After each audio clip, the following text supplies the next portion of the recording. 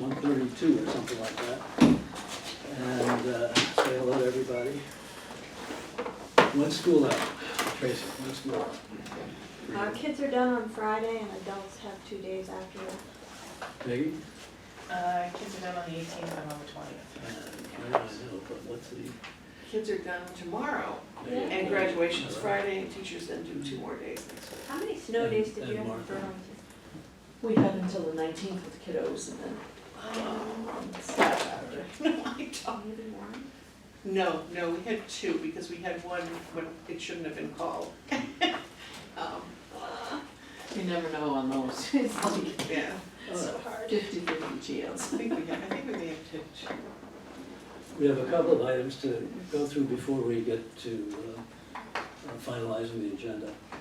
The first is, as a result of being requested, I was asked to comment on my reasonable rules around public comments, and the answer is I don't have any written reasonable rules for public comments, but the way I approach them and the way I have watched others approach them is to make sure that they are simply reasonable, both with respect to both their context, their duration, and their relevance.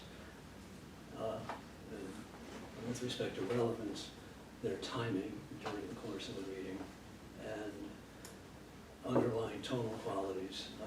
It's within the prerogative of the chair to ask somebody to stop speaking impolitely to us. But besides that, I'm not aware of any particular considerations that need to be taken into account. I'm unaware that there were any written rules that my predecessors may have used. So.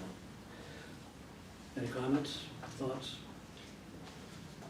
Yeah, so sometimes boards limit comments only to the beginning of the meeting during public comment period, and That's what I just said. sometimes, Yeah, that's what I just said.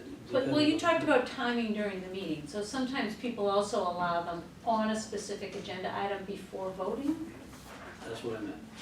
so you would allow both, I don't- potentially, at least, Potentially, depending on some of depending these on- other things. That's exactly right. Thank you. Okay, all right. As we know, Robert Latosky resigned his position with this organization last week.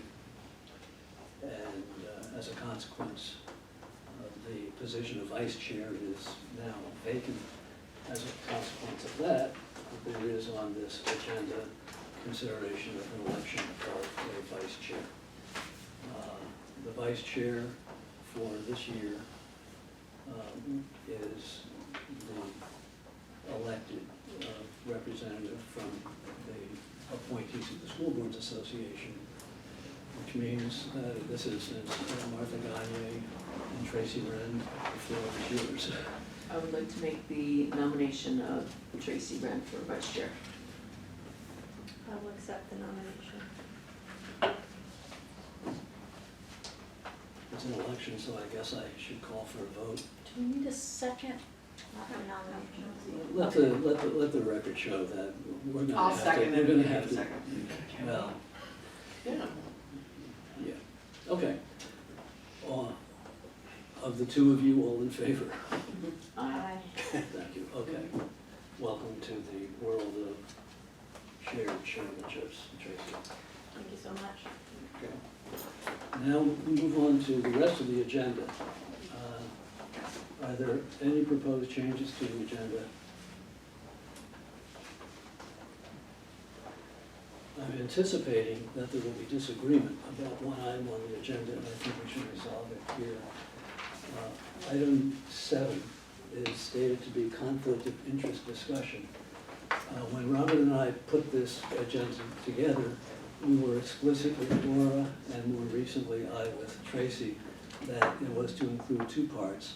One is consideration of Rob Halbert's responses to the questions that were posed to him after the last meeting, and consideration of the complaint pending made by Tracy Wren regarding yours truly on April 12th. Is that understood? That is this agenda, okay. Oh, well, no. As you know, it came to my attention yesterday, I think. Maybe it was the day before, I'm not sure what day of the week today is. That was the intent of this agenda item, and I raised the concern with the chair that clearly wasn't clearly articulated as an agenda item. And that I think it would be most appropriate if it had been articulated clearly as an agenda item.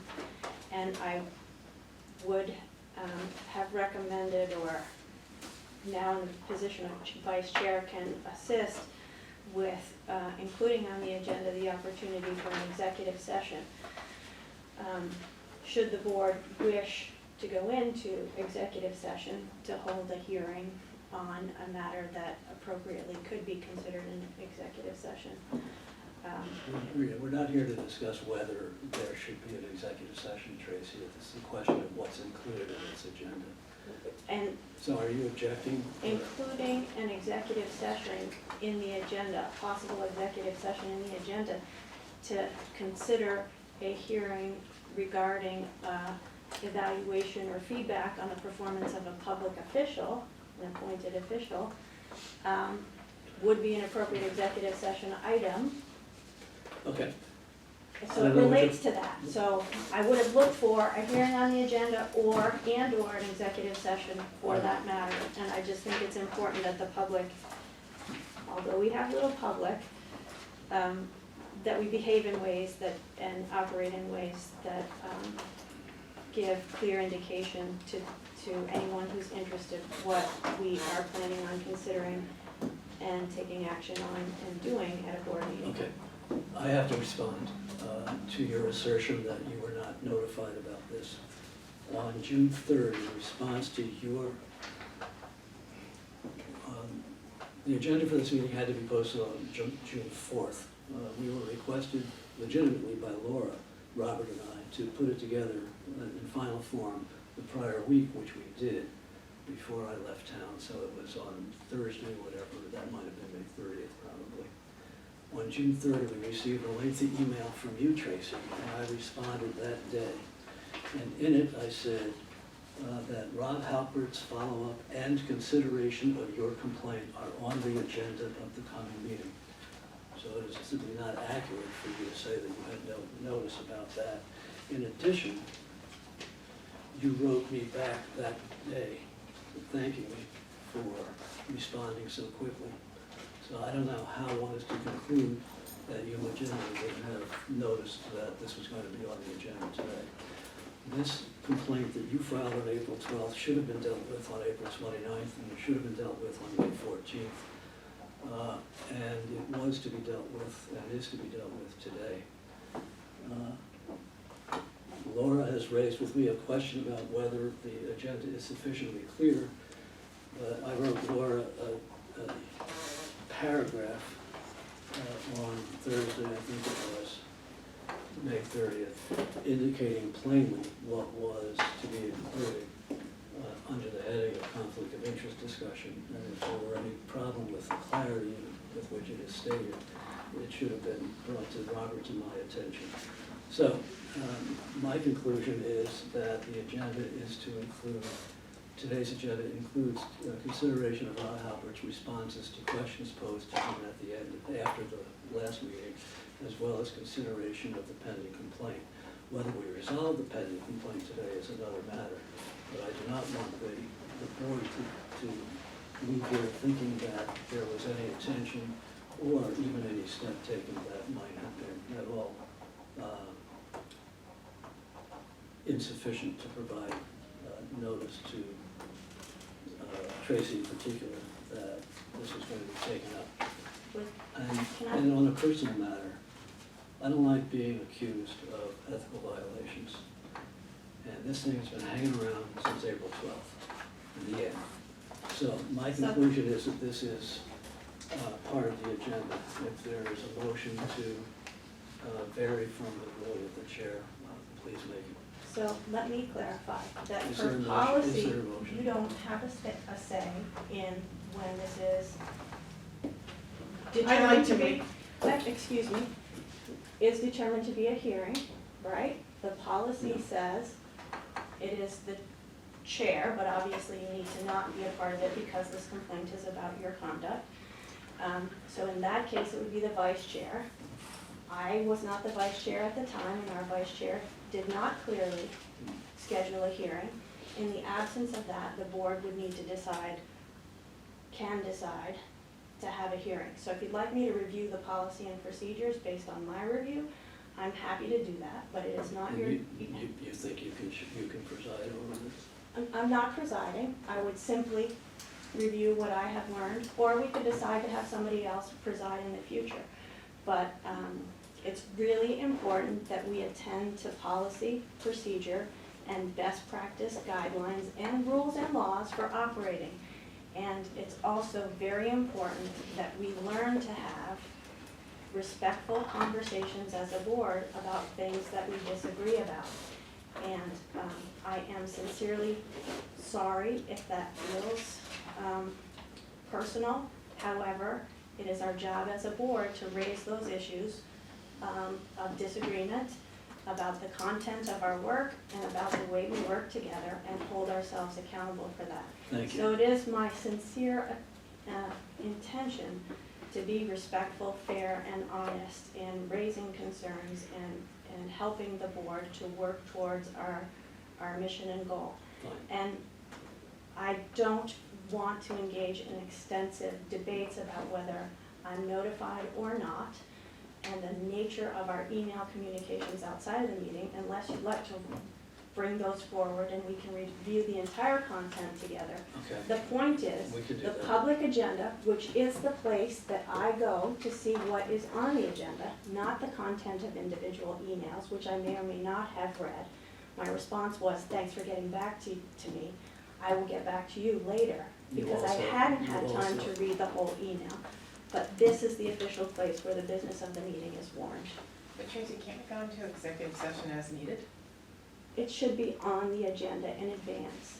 It should be or has to There- be? I'm It's just, just, You Curious. can at the last minute. There's no, That was I don't my understand, I don't understand why this whole process and my complaint has been, not brought forward for discussion earlier. I agree Alright. with well, I you. think it Time is out. today, but Time my out. question was just time out. about This executive is, session. this is the last time I'm going to sit here and allow innuendo like that to go unaddressed.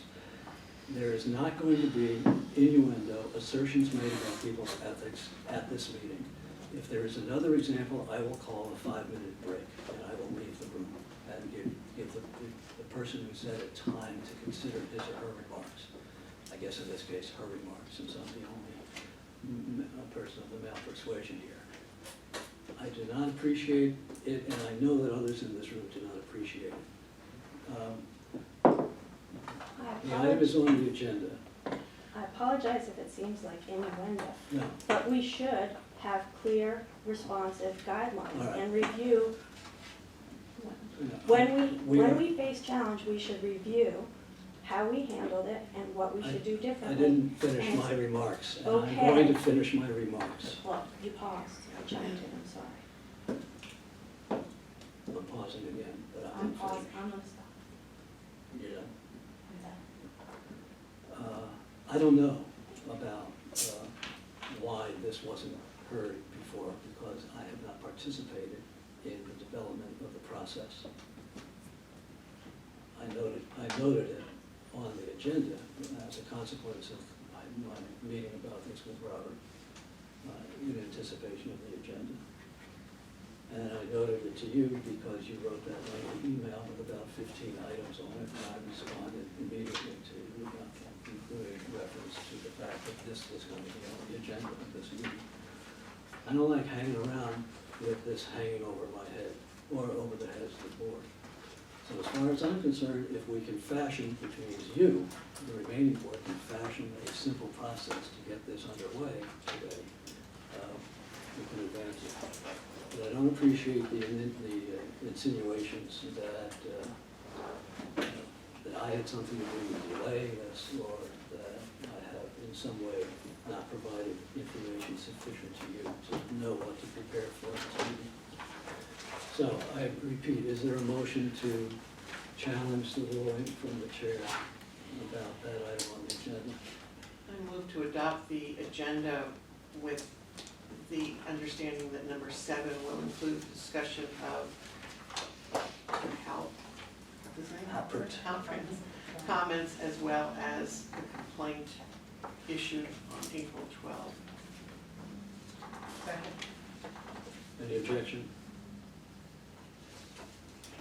Okay, Is that adding an executive session?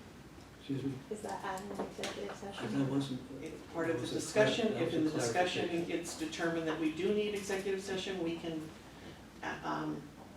make that motion at the I time. think at a minimum, you should add a possible executive session to the meeting. There's, Do you want to amend it? Fine.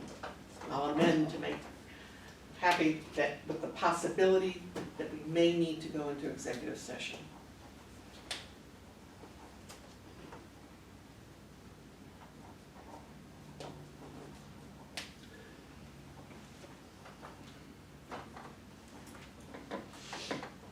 Yeah, second, yeah. any objection? Then the agenda is adopted as, I guess, amended.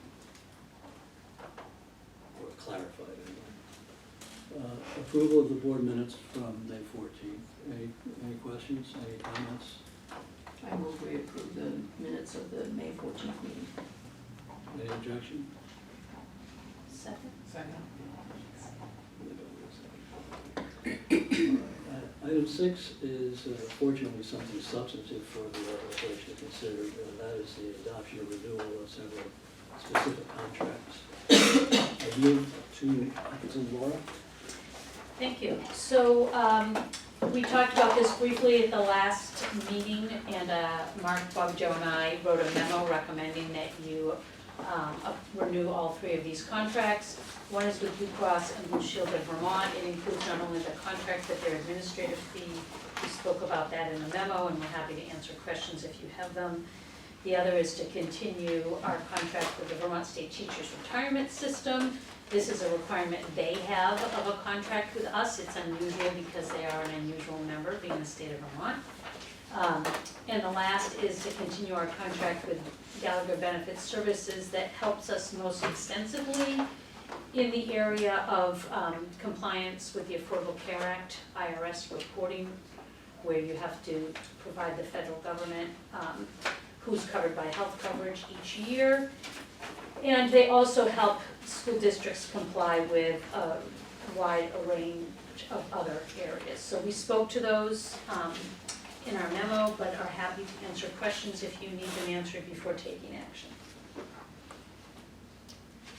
Are there any questions, any comments? Can you summarize for me the changes in Gallagher benefits? So we've reduced the scope of services from Gallagher. I didn't understand the ending completely of the memo. Yep, so Gallagher's compliance services have become more routine because there haven't been new federal or state regulations particularly. The IRS reporting piece, however, changed this year because of the our move to the ASO status in 2018. So we'd like to have at least one more year of their support as people go through that process. Especially because what we find is people who make mistakes in the process, it takes a year for those mistakes to surface by the federal government and then need to be corrected. And that correcting can save districts material and money. So we want that support in place. And Gallagher will provide that support plus their help desk question answered for a fixed sum of $70,000 for the year, which is less than prior. Gallagher has identified, some common areas of questions and concerns that sort of keep arising from members in the area of COBRA, in the area of Section 125 plan documents, and Bobby Joe, if you can remember anything else off the top of your head. And they suggested that for an additional sum, they could help do topic-specific trainings. We want to leave open that possibility, so we're asking for another $35,000 to be in the budget that would allow for it. But frankly, I'm not sure that our members have the capacity to attend a training on those topics, even if they need them, because of so many things going on in schools. So we would not want to pay Gallagher for something that we aren't going to need. Instead, we're going to trigger those if it feels that they would be taken up, enough attendance of people who would be ready for that topic. So we're asking for a budget of $105,000, 70 which will absolutely be spent, 35 only triggered if we see the need. And then for a 2-year agreement, because again, just looking at these penalty phases of the IRS, have them in FY '21 for $72,000 for that IRS reporting, penalty support, help desk support. And frankly, I can't look beyond that to know whether we will continue to need them.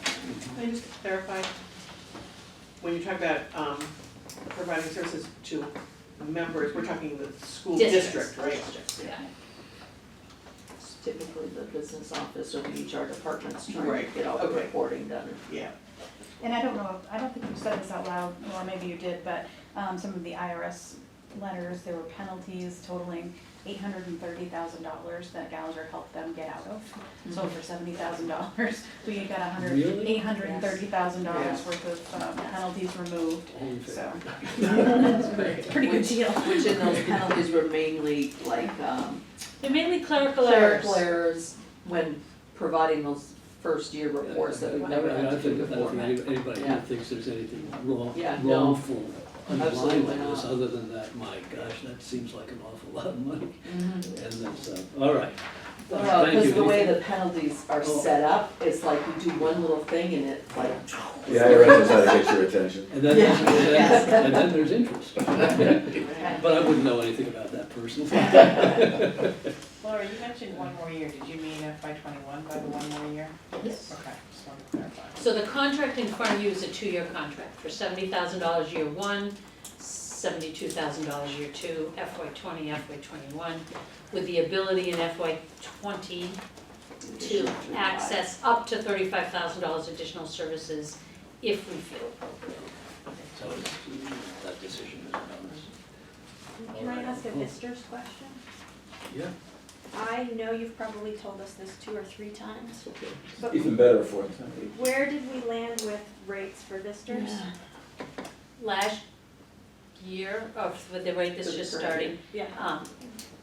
the DFR would not allow us to use any reserves to lower their rates. We'll authorize that, but the FR would allow us to do it. Wow. And did they have the opportunity to adjust the rates within their total? Yeah, Yes, they they did. knew in And- time. Yeah. What did they do? Do you remember that? It They doesn't went to matter the if you don't default, it remember. was like Yeah. 7% instead of 4.9, I think. Okay, So so they the ended up actives were having to- higher and the retired Yes, were lower. Medicare was lower. Forgive me Yeah. for doing this, but I there mean, are that's at what I least 2 meant. people in the room who don't know what you guys were just And I might be one of them, but I don't think so. So can you It's clarify really very quickly what the important. distinctions Yeah. are? Yeah. just made? So we've been setting rates for visitors separate from the actives. And we have been looking at their Look at that. their utilization, all of their factors, et cetera. And they've been very involved in talking with us through this process. And they came to us last year and asked if we would be willing to help them reduce the rates that we had told them they would need by committing some amount of our reserves. I don't remember the exact amount. It was about $1 million, Million yeah. bucks, right. This board agreed, former board agreed, that it would do so. We communicated that to visitors, we communicated that to DFR, and as Laura just said, DFR said, no, we don't want the actives subsidizing the retirees. And it was the subsidization question that had been insurance for a long time, and we all agreed, okay, the actives are not gonna subsidize the retirees, or vice versa. And so DFR said, sorry, you can't do it. And that's when the visitors came back to us and said, we're gonna need to adjust the rates, and that's what happened. What's interesting to me Thank you. is within the visitors population, there's 2 classes kind of. That is right. There's the Medicaid eligible, and then there's the non-Medicaid eligible. Medicare. Medicare, that's what I mean, yeah. Too many. Too many M's. And there's also the matter of balancing premium increases within those 2 groups. That's And right. the non, Here. the non-Medicare. You know, the closer you get to 65, Uh, the clearer that would be. Tend to have much higher premium increases, and so balancing that with. The those Medicare that- folks were subsidizing the Oh, non-Medicare retirees. It's always a That's another tricky internal balance. dynamic. So That's somebody's worrisome. angry at somebody. That's- We, Yeah. we will have on the August 26th, I think that's the date, That's it. meeting, that's our rate meeting. Yeah. We will do a sort of a context and tutorial, but if you want to do a pre by phone or in person, if you want sort of to hear it twice and to feel like you can hear it once and digest it and come to the 26th, hearing it again, maybe ready to ask questions, let us know, either Mark or I can do that for you. All right, Thanks. given the timing here, are there any other questions about these, or is it, I'd like to make a motion. you're raring to go today, that's good. And what is your I'd like to motion? make a motion to approve the 3 contracts, the one with Blue Cross Blue Shield of Vermont, Vermont State Teachers Retirement System, and Gallagher benefits as presented. Is there a second Second. discussion? All in favor? Aye. Opposed? Thank you. Thank you. Here is the conflict of interest discussion portion of our entertainment this afternoon. The first portion is to review or field or discuss anything that anybody gleaned from the responses that Rob Halpert provided to the multiple questions that we provided him. And we all have his 15-page document. I'll hold off for half a minute or so before asking.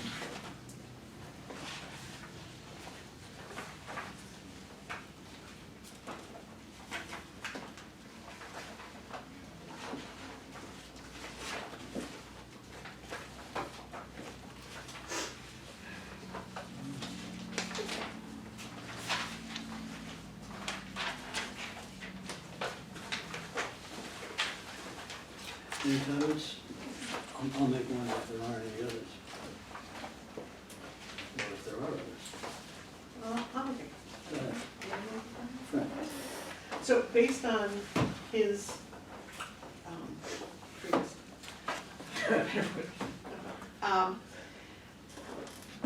I have signed off on a Oh, yes. credit, what do we call it? Disclosure. Disclosure with the understanding that we have got to bring things into alignment with the bylaws. And my understanding from what my read of his bid is that the bylaws, excuse the pun, trump everything else.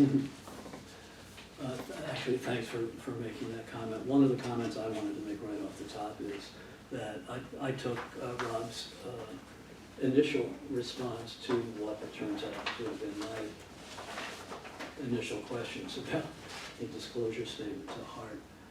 And regardless of the fact that we still haven't dealt with the definitional inconsistencies between the statement and our bylaws, that it was important to submit a complete disclosure statement.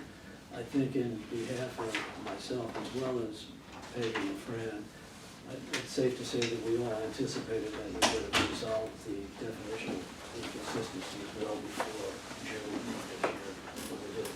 So I have in my hands the three signed documents, each of them with some language incorporated suggesting that we are submitting these despite the fact that the definition on this statement is inconsistent with that in the bylaw. And I presume, do I give them, Laura, to you or to? Yes. I'll scan them and then, no, I keep them in the records. Okay. All right. Other comments? Can I ask if anybody identified any conflicts of interest in their disclosures?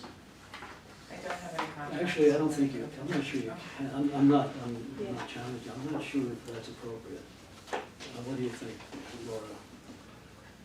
Tracy has asked if anybody on the board has disclosed a potential conflict on that statement. I don't know the answer to whether it's appropriate or not. Well, in the past, everyone's been aware of how they've been filled out.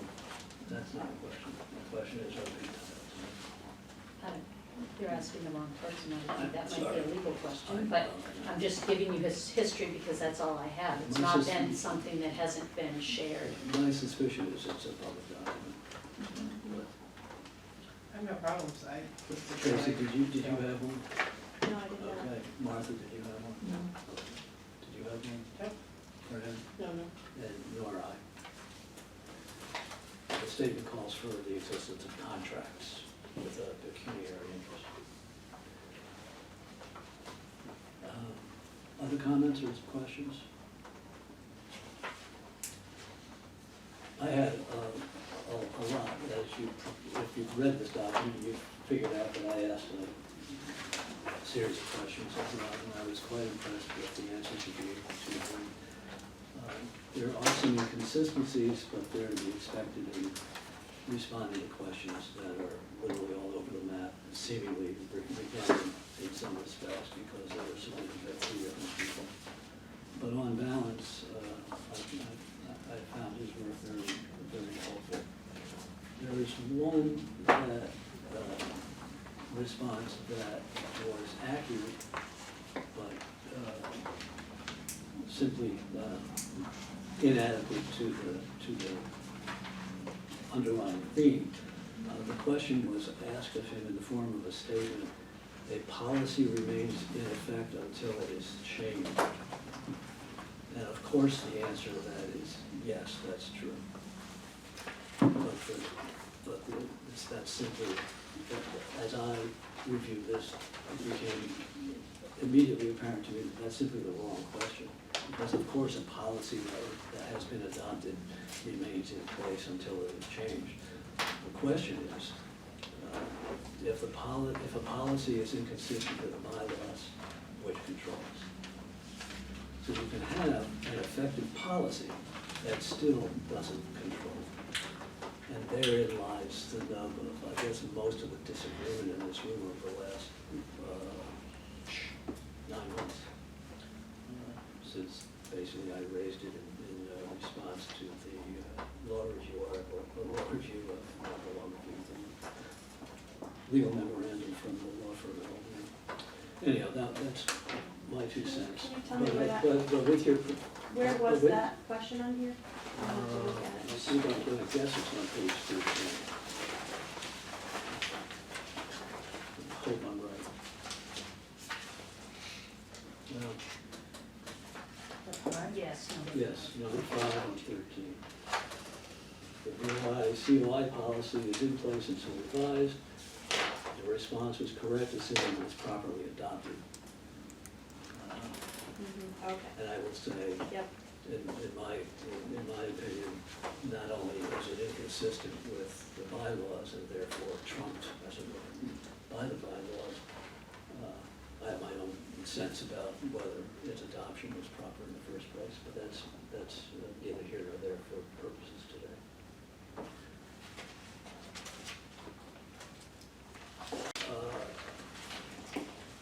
I know sometimes my opinions don't matter much around these issues, but I do want to just restate how helpful I found Rob's work to be.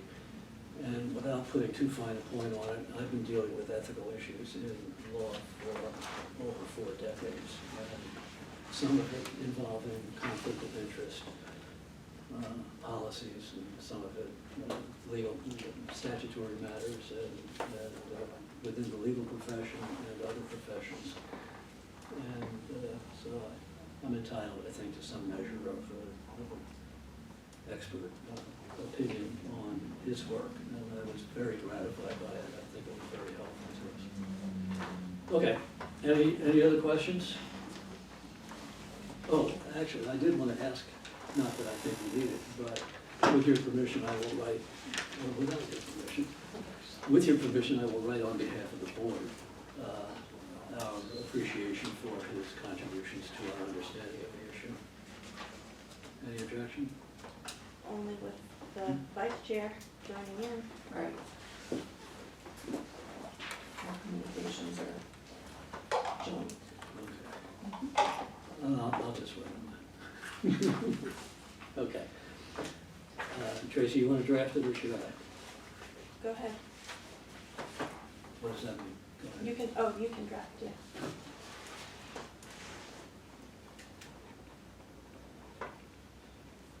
It will be brief, not even for me. It will be brief. Even for me, doesn't make it brief. Okay. The actual proceeding, Wait, whoa, can I ask a question first? I don't know what, Not related to that, still related to the feedback from Rob. Could we talk about a process? We've talked about, what process? a process for looking at bylaws, conflict of interest, code of ethics, and the other laws that Rob brought to our attention to try and bring those into alignment and not only make them align with the bylaws, but articulate them in an aligned way that is in the best interest of the operations of VEHI going forward, right? Can we talk about a process for doing that? Because we've talked a lot about the problems and what everybody wants, but I think we've been missing process. Yeah, it was to be part of the erstwhile retreat, if I'm not mistaken. Maybe item number 1, or 2, or 3. Well, that's what, I thought that was one of the key purposes of having a retreat, is that becomes one of the items on a retreat list of doing some of that kind of down and dirty, Yeah, let's dig into it. and I'm okay with that. I would just suggest that based on my experience talking about a process that we engage in at the retreat would help us be ready, know what to expect, and be able to contribute positively to that All right, with review process. with permission, can we hold off until item 12? Where we talk about the retreat? Sure. I personally would, never mind.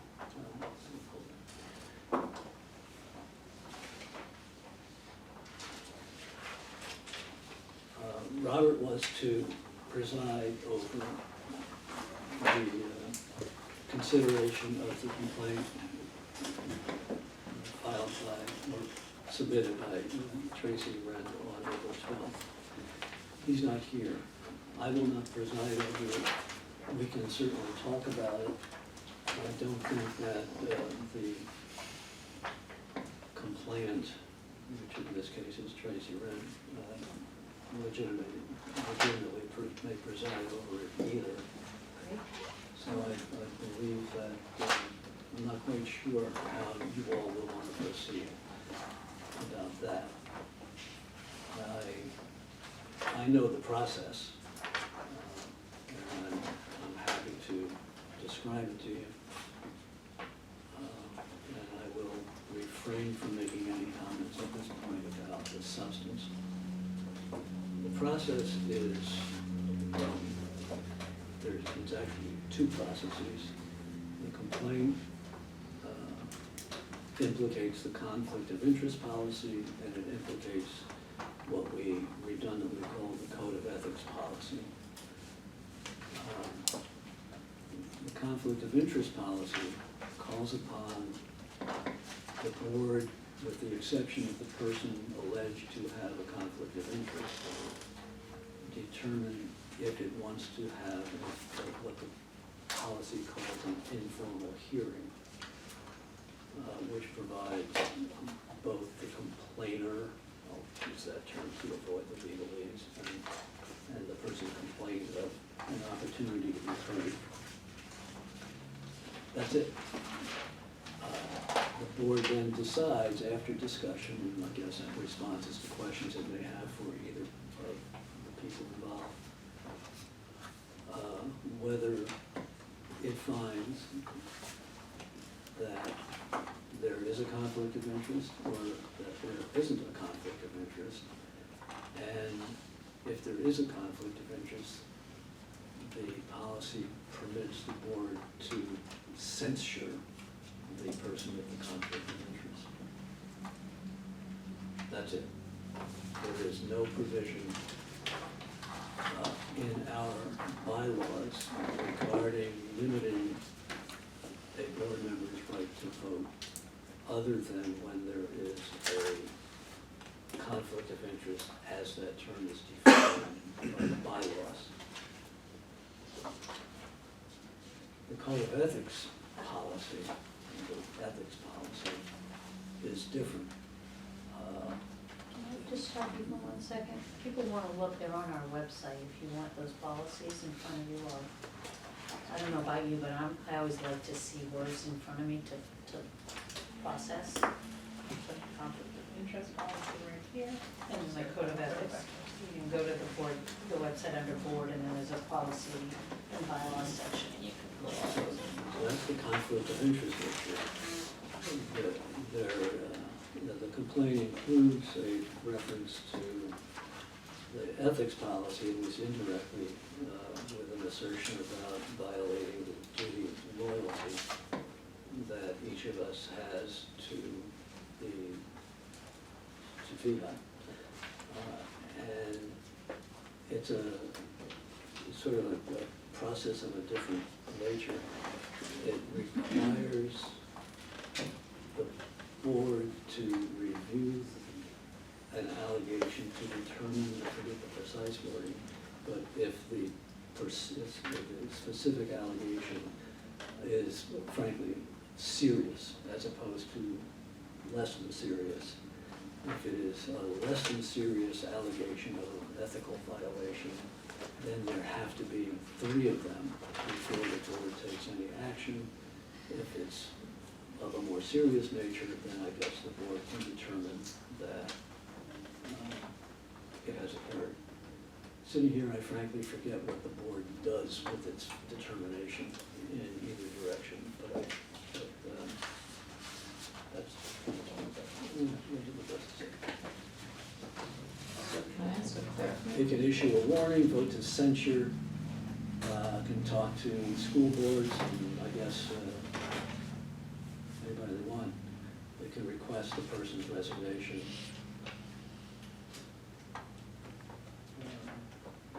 That's about it. Yeah. So if we wanted to have a hearing and you can't preside and she can't preside, one of us can preside, right? Or, yeah, I mean, yes. And If we felt like we. Speaking objectively, I don't know that you actually need a presiding officer when Right. there are 4 people. Right, You can figure it out as you go along, as long as you provide an opportunity to be heard and thereafter entertained or ask questions of yourselves or the people involved, and then make a decision. okay. And would we do this hearing in executive session? That's up to you, and then it's up to me if you decide you want to. When I say me, and this obviously up to the person complaining. We think, I think, there are reasonably narrow circumstances under which public bodies can go into executive session. And this probably is one, because the end of the process could be something that I think we all agree is discipline. And so theoretically, it's not a personnel matter, because none of us is personnel, but the word discipline is, I think, much greater. So my experience is it's slightly reversed from that, and it should be executive session unless the person complained about would like it in public session. What I said That's- differently. yeah, that's kind of Yeah, that's what, That's what I said. Oh, okay. I heard it the opposite way too, but that's okay. So, If you want to go into executive session, I have to agree. because he's the one who the complaint is against, so. no, it's the other way around. If I say, if I request that it goes into executive session, you have to say, no, I want it in public session. It's automatically an executive session item. No, that's all right. Right. I Either way. think you get to the same result. Yeah. Precisely the same result, Yeah. and precisely the same sequence, so. All right, So if we do decide we're gonna do this, When can we schedule it? Can we do it at this meeting right Yes. now? On the agenda. It was Is the added to the parties prepared if we? No, wait a minute, Tracy, there you go. That's innuendo. It is not an added piece of the agenda, it was a clarification of the existing heard agenda that. as we decided. I'm sorry, it was added to the agenda by a motion made at the beginning of the meeting. Right, possible executive session. No, it wasn't. And if the minutes reflect that, we need to clarify. Okay. It was a clarification of the agenda. I need to be able to raise my concerns about procedural.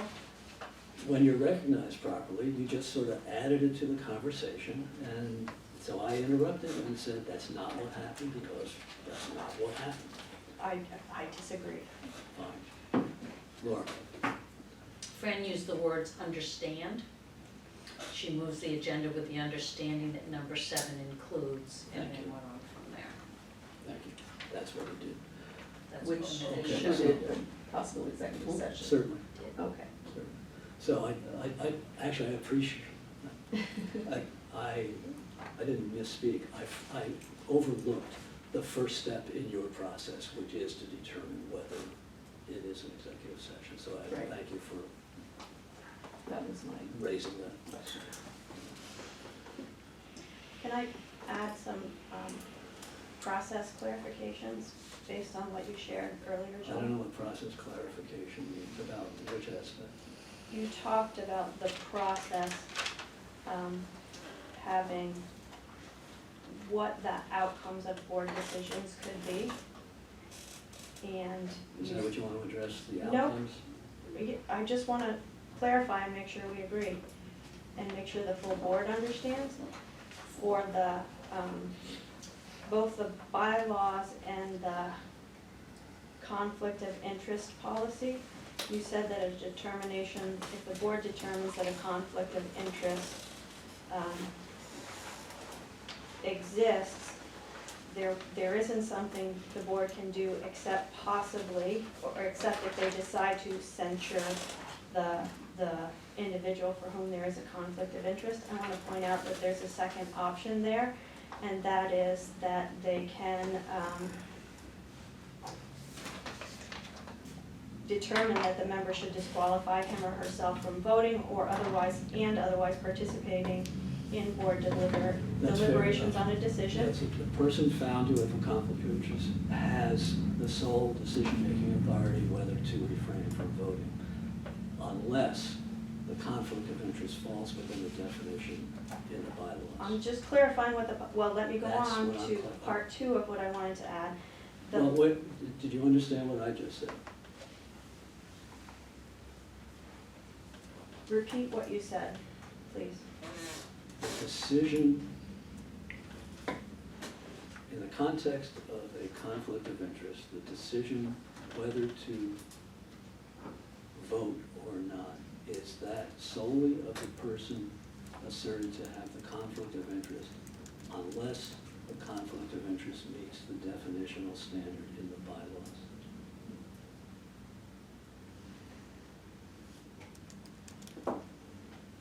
I don't know that I agree with that, and that's the heart of our discussions, and I would add that our policy, or the bylaws rather, not just the policy, requires that a director,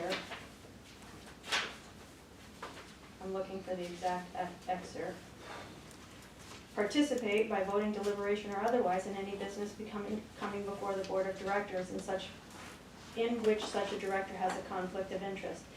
And I'd add that I don't know what that throughout Rob's guidance, it is ultimately the board's responsibility, not the individual, to determine if a conflict of interest exists.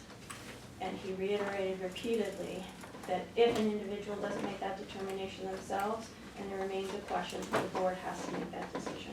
But that's not about whether the individual with the conflict of interest retains the decision-making authority whether to vote or not.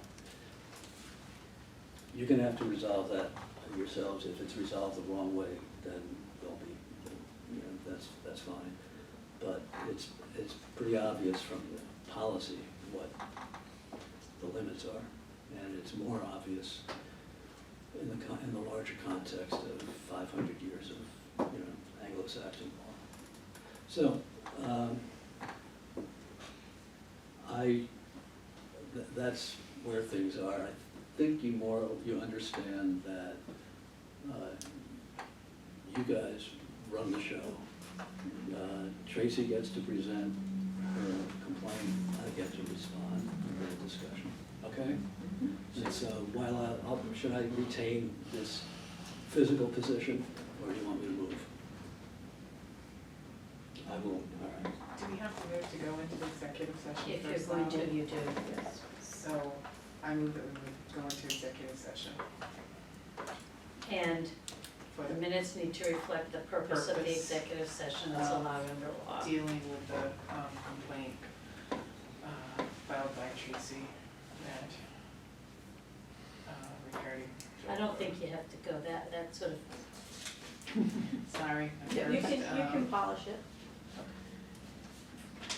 I don't have the statute in front of me, typically you reference the topic, 313(1)A. because by giving names, Whatever you the kind topic of is.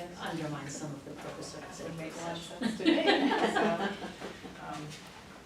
the complaint before the board, I don't know, however you wanna say it. Joel, are you trying to? I have a citation for you if you like. Yeah. Yes. 1 VSA 313A4. Which Or is? 3, I mean, 3 is the appointment or employment or evaluation of a public officer or employee, so public officer would apply, or a disciplinary action against a public officer or employee. So 3 is evaluation, 4 is disciplinary action.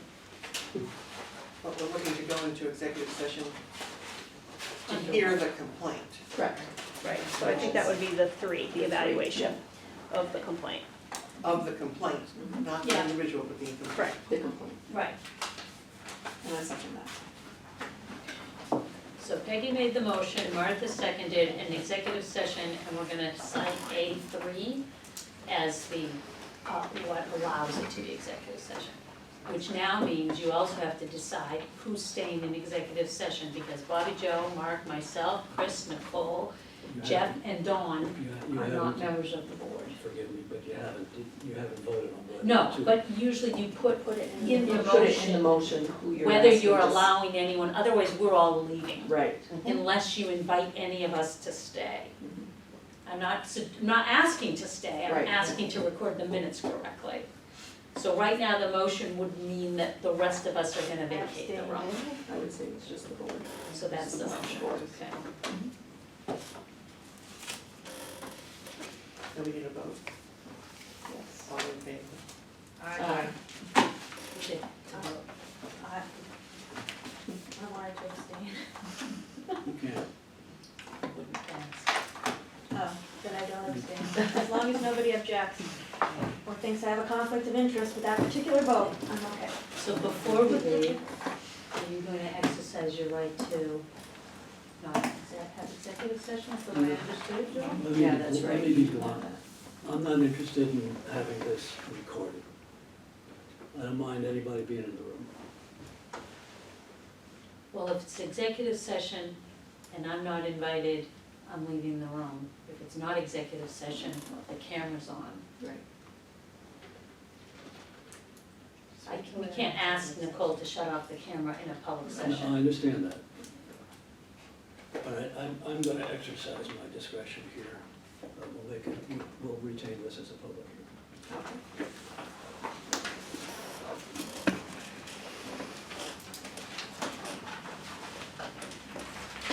Okay, so who goes first usually?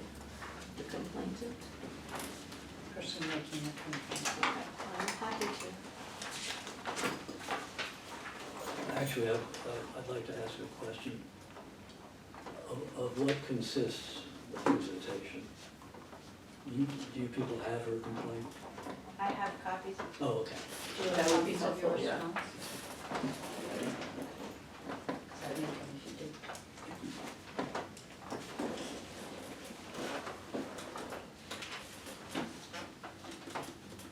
Not gonna hand it out quite yet.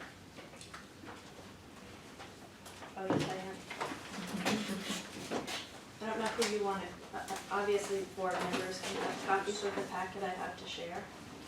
And Joel? I suppose since we're in open session, anybody else who wants anything can have it.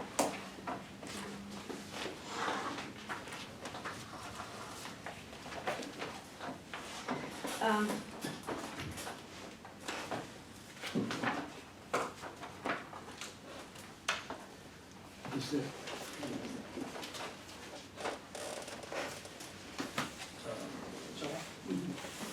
Typically, there's a sort of a time frame within which to present, Okay.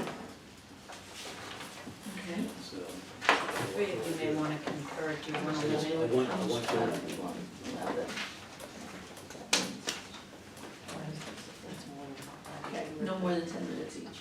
Okay, so I have, I'll go fast then. I have passed out my, the complaint that I sent in on April 29th. The basics of the complaint are, and asked for it to be on the agenda for 4/29, by the way, but we can talk about that another time. That's not intended to be innuendo, it's a request for after-action review of how we handle things, so that we can get good at it.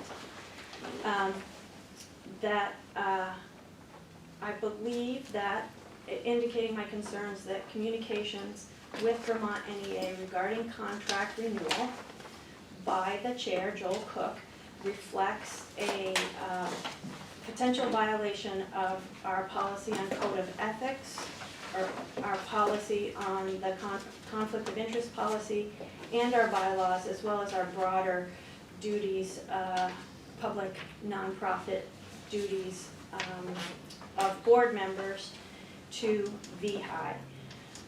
My concern is that Joel was appointed by Vermont NEA and has repeatedly stated his position that Vermont NEA be treated equally to other service providers.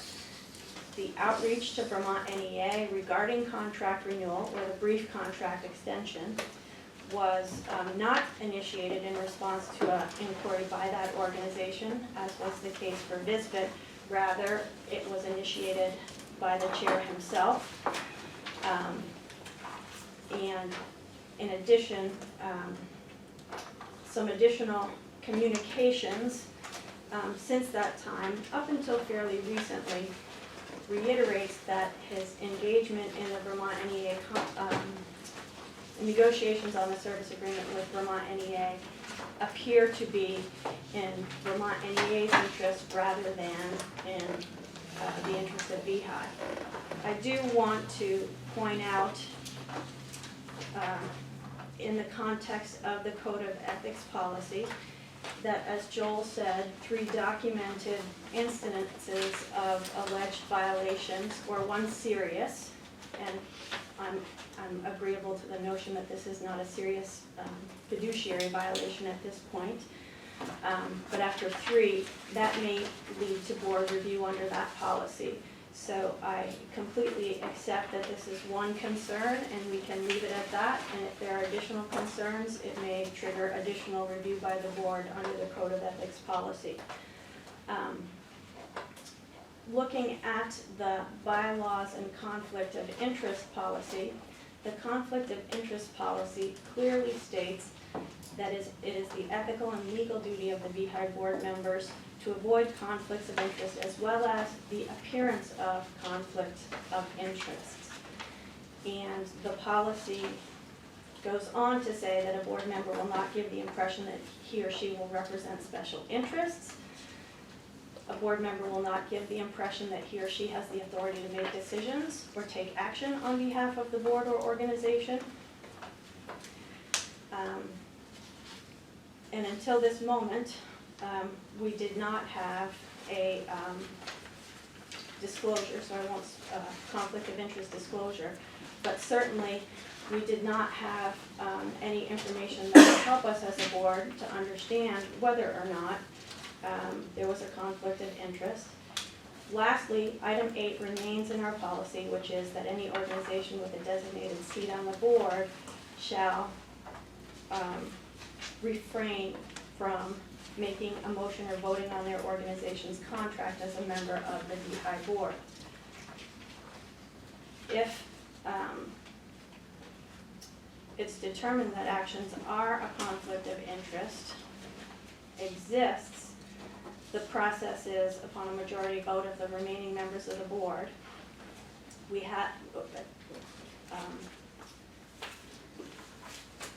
can either issue a public finding that the charge is not supported by the evidence, or issue a public finding that it is supported, and that the member should then disqualify him or herself from voting or otherwise participating in board deliberations or decisions related to that issue.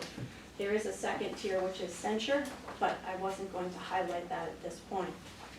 Want to go on and look at the bylaws regarding conflict of interest, and highlight that no director shall participate by voting, deliberation, or otherwise in any business coming before the board of directors in which such a director has a conflict of interest. So not participating is a part of the expectations. For the purposes of this, a conflict of interest means a significant pecuniary interest of a director, or such an interest it includes business associate. It's not just the director or him or herself, in the outcome of any particular business matter.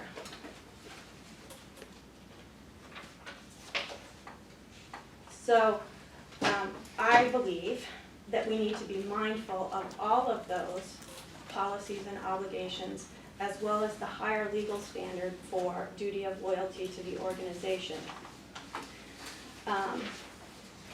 And would note that per the legal review, our board policy and law, if not addressed in our policies, defines what we do about a conflict of interest as defined in the bylaws. So my interpretation of what Rob Halbert's guidance is a little different. Our policy does say if there is a conflict of interest, what to do. It speaks to the implementation, and it speaks to the complaint.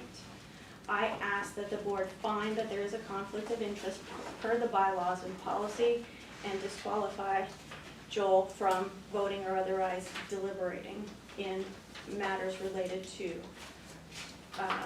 the service agreement with Vermont NEA.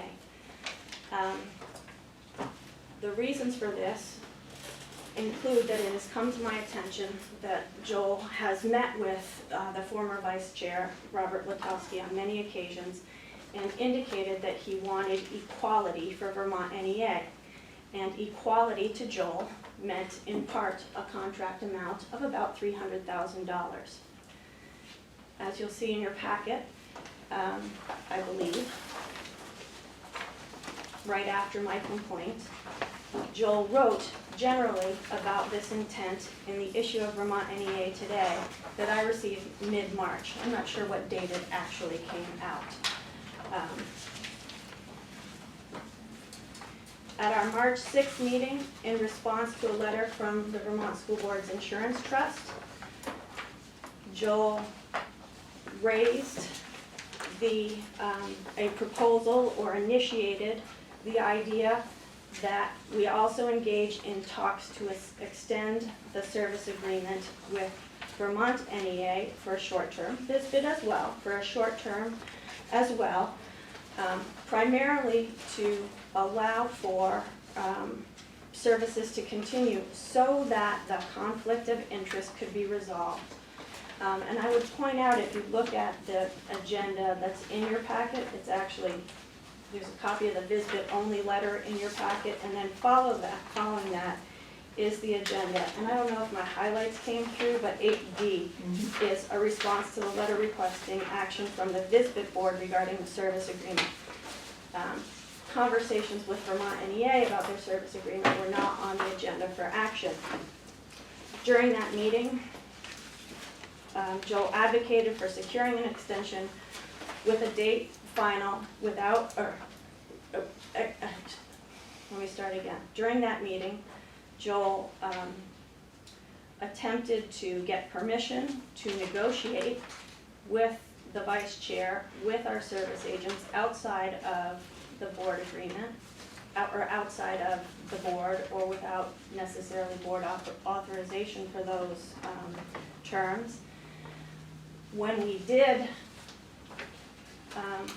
agree that the board chair and vice chair had authority to communicate about board business outside of meetings, given our communication protocols. Joel wrote a letter to Vermont NEA, or wrote a draft that authorized terms of an extension that went far beyond what was authorized or discussed, not even, there was no board action. The minutes are there showing no board action, far beyond what was discussed in the board meeting, seeking an extension until October 1st. Ultimately, that was through Robert's intervention that was rescinded, but there, thank you. But those pieces were definitely attempted. At a recent meeting, Joel attempted to get the vice chair to make a motion to renew a short-term extension, and there are 2 emails in your packet to that effect. And he went as far as to draft that motion and hand it to him at the meeting. There's a copy of that in my packet with my scribbles on it, so I apologize for my scribbles, but I didn't want to erase for a clean copy. You said at the meeting, and I wrote these at the time and didn't actually revisit all of it, that as far as service agreements go, you expect them to be the same for Vermont NEA and VISBIT, and you have advocated voluminously beyond my capacity to copy, document, and revisit for changes to the conflict of interest policies, bylaws, and code of ethics so that you can vote on the contract. You suggested that Vermont NEA not complete the required evaluation. You suggested then that it be brief and not complete. And as chair, you have not allowed complete discussion on the evaluation or my request to draw a conclusion to sufficiently give feedback on performance of our service providers to inform future growth. Coincidentally, Vermont NEA has just requested what you have been advocating for piecemeal since your appointment to this board. Again, I think that plain and simple, an appointee of a body should not vote or deliberate on contracts involving that body, and I find that your comportment going far above and beyond what is consistent with any of the actual letter or spirit of these policies, law, and our obligations to operate without conflicts of interest.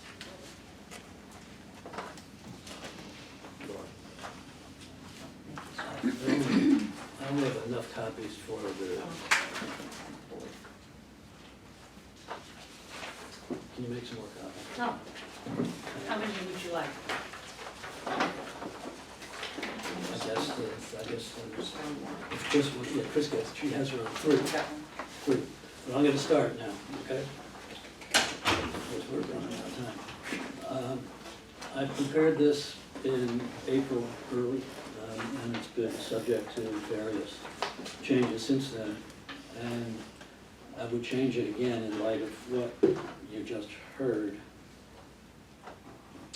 And, but I'll read this. It should be sufficient for your purposes today.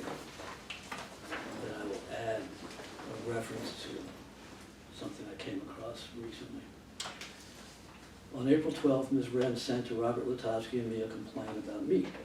In short, her focus appears to be that my now repeated and overt refrain that in the wake of Act 11, VEHI needs to restore its historic balance between employee interests and management interests, what I have referred to as equality and fair treatment, somehow violates VEHI's conflict of interest and ethics policies.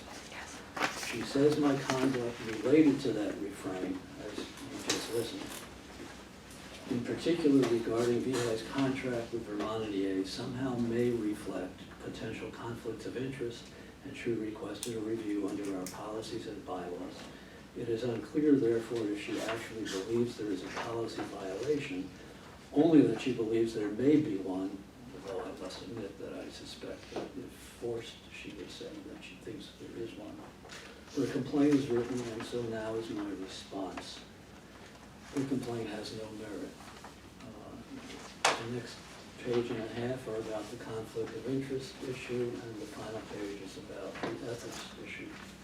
Since Ms. Wren's complaint makes no reference to any pecuniary interest, much less a significant pecuniary interest on my part, and since I have no pecuniary interest, she must have in mind paragraph 8 in the implementation section of the COI policy. Its wording and meaning, therefore, are important here. This is what the paragraph says: any organization with a designated seat on the VEHI board that is also receiving financial compensation under contract with VEHI shall represent their organization in any discussion of their organization's contract and shall abstain from making any motion or voting on their organization's contract as a member of the VEHI board. Keep in mind, this provision was inserted near the end of more than 2 decades, during which VEHI's board consisted entirely, until 2013, or partly thereafter, but before Act 11 in 2018, of seats expressly designated for actual representatives of Vermont NEA and either VISBIT or VSBA. Each of us now on the board, however, each of us under Act 11 is an appointee, not a representative of either Vermont NEA or VSBA, for the purpose of representing the interests of VEHI. Our seats are not designated for representatives of the organizations appointing us. What did paragraph 8 do? It was inserted when the board was dominated by VSBA interests to seek to prevent the occupant of Vermont NEA's one designated seat from voting on the VEHI contract with Vermont NEA. I'll come back to the footnote later. Oddly, while paragraph 8 purported to prevent that occupant from voting on the contract, it actually required him, as we know it was Jeff Fannin, him. It says, quote, shall represent their organization in any discussion of their organization's contract, unquote, to represent Vermont NEA's interests and not those of VEHI in that context. How paragraph 8 applies here. Under no legitimate interpretation of paragraph 8 is Ms. Wren's assertion of a potential COI on my part itself legitimate. 1, the board no longer has designated seats. Neither I nor anyone else occupies a designated seat on this board. Act 11 actually prohibits VSBA and Vermont NEA from appointing any of their employees who owe their employing organization a duty of loyalty to this board.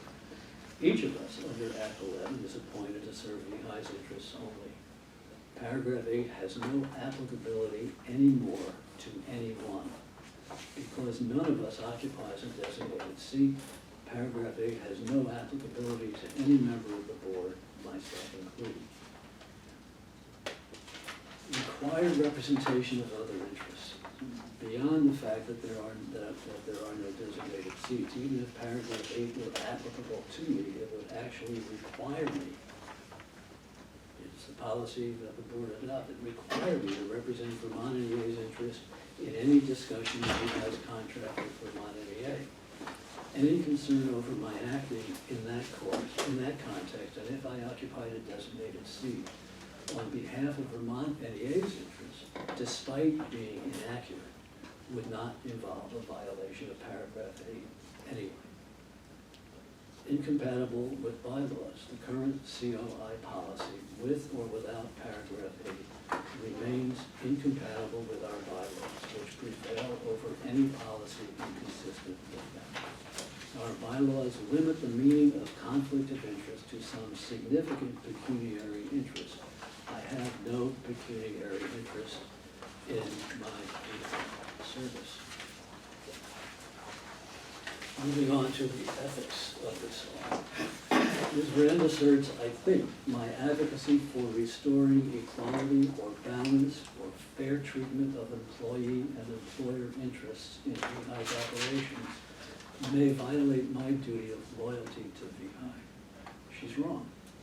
My advocacy for restoring equality or balance or fair treatment, as I've stated to this board on multiple occasions, stems from the need for VEHI to rehabilitate its reputation as a highly respected organization.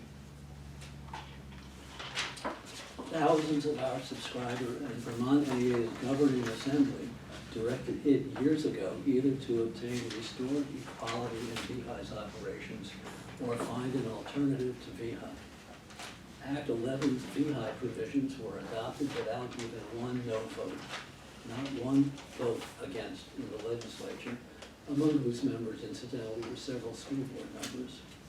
These are important audiences for us, and their actions are not those conveying respect or faith in VEHI. Respect for or faith in VEHI. Also, as I have stated redundantly, Act 11 was merely one step in the process of restoring equality, balance, and fair treatment in VEHI's operations, and VEHI is in ongoing jeopardy without it.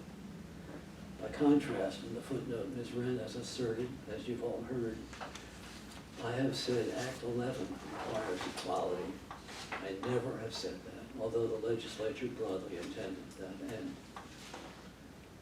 Until the process of restoring equality, balance, and fair treatment is completed, VEHI will continue in its reactive mode, having to focus largely on survival rather than exclusively on its mission, providing the always elusive best balance of quality and cost of health plans for its subscribers and members. My advocacy accordingly is directly in service of VEHI's short and long-range interests. One could just as readily conclude that Ms. Brand's apparent personal opposition to equality, balance, and fair treatment of employees, our subscribers' perspective in VEHI functioning directly violates her duty of loyalty to VEHI. I haven't made that assertion. Board members are entitled to differing perspectives of what is in VEHI's best interest.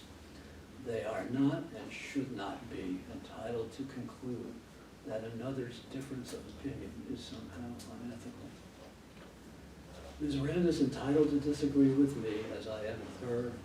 That does not justify either her formal or during our meetings her frequent indirect accusations of disloyalty to VEHI. Her complaint has no merit under VEHI bylaws or policies, and the board should conclude as much. And then an editorial paragraph. Finally, while off to the side of assertions impugning me, as a group, we had better learn more about and try to adhere to what is in effect the consensus decision-making mechanism we all adopted by consensus. That mechanism is a process, not simply a vote. It requires individual dedication by all participants to careful consideration and narrowing differences, so that we don't confer on any of us, or any two of us, an effective veto over our decision-making. If each and every one of us is not committed to finding acceptable compromises, we will fail our subscribers as well as our members, further jeopardizing VEHI's precarious standing. If each and every one of us is committed to finding acceptable compromises, we will succeed on their behalf. Now back to the footnote, and I don't know if that's related to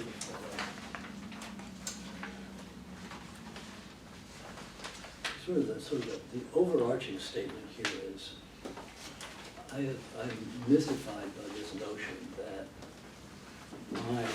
since it's about me, my voting on this contract has bearing on the outcome of any discussion. But I'll leave that aside for your questions if you have any. The point I want to make, though, is about the dissonance between the COA policy in this paragraph 8 and our bylaws. Our bylaws, as I said earlier, do not permit the board to deprive one of its own of the right to vote this is a voting rights issue rather than a sort of conflict of interest issue for the moment. The only context in which the bylaws permit the board to prevent one of the other from voting is when the board finds there is a conflict of interest under the bylaws. And the definition of a conflict of interest under the bylaws, as you know, is a significant pecuniary interest, et cetera, as modified there. Otherwise, as I said before also, the decision to refrain from participation or voting is the province solely of the involved board member. If this were not so, the board, some board, could impair its members' right to vote in multiple other situations through the device of policy adoption without worrying about its governing bylaws. And that's what happened here. Finally, it's been suggested to me, actually, Martha, I will attribute this to your suggestion, that in the absence of some other rule, we ought to look at Robert's rules. So I did. Robert's Rules has a Rule 47, and it's entitled Votes That Are Null and Void Even If Unanimous. You can't make it up. Or I guess Robert made it up, but I can't make it up. And I'm going to read the first 50 or so words. No motion is in order that conflicts with the laws of the nation or state or with the Assembly's Constitution or bylaws. And if such a motion is adopted, even by a unanimous vote, it is null and void. No rule that conflicts with a rule of a higher order is of any authority. Thus, a bylaw providing for the suspension by general consent of an article of the Constitution would be null and void. And by analogy, I would say a policy providing for a deprival of the right to vote, not found in the bylaws, would be null and void. I believe this board's adoption of paragraph 8 was null and void the moment it occurred. Thank you. Should I get the opportunity to respond, and then he gets a final opportunity? Is that 3 minutes? 3 minutes. Just Wanna want to say, clock tight on this one. this is not for me about voting on who gets to vote on the contract, and that's a whole separate conversation we can have. It's about holding board members accountable for contributing to board operations in a way that's in the best interest of VEHI. As I said, much of Joel's behavior, content, communications appears to be to leverage outcomes that are in the interest of Vermont NEA, not in service to VEHI.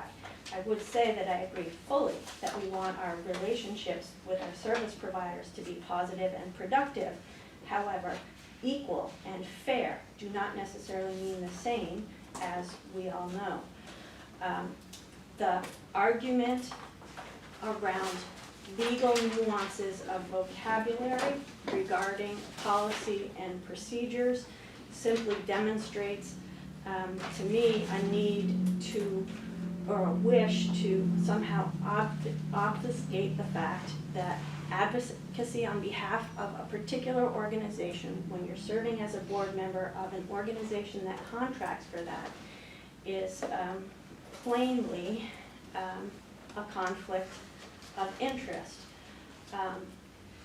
It is not respectful, Joel's comments were not respectful or responsive to the fact that there's a pattern of behavior with regard to our policies, the content of our meeting, our discussions of service agreements, and his personal management of agendas and responses to complaints and emails with me and emails with Robert Latofsky that are not in service to VEHI and are in service to an organization that we have a conflict with.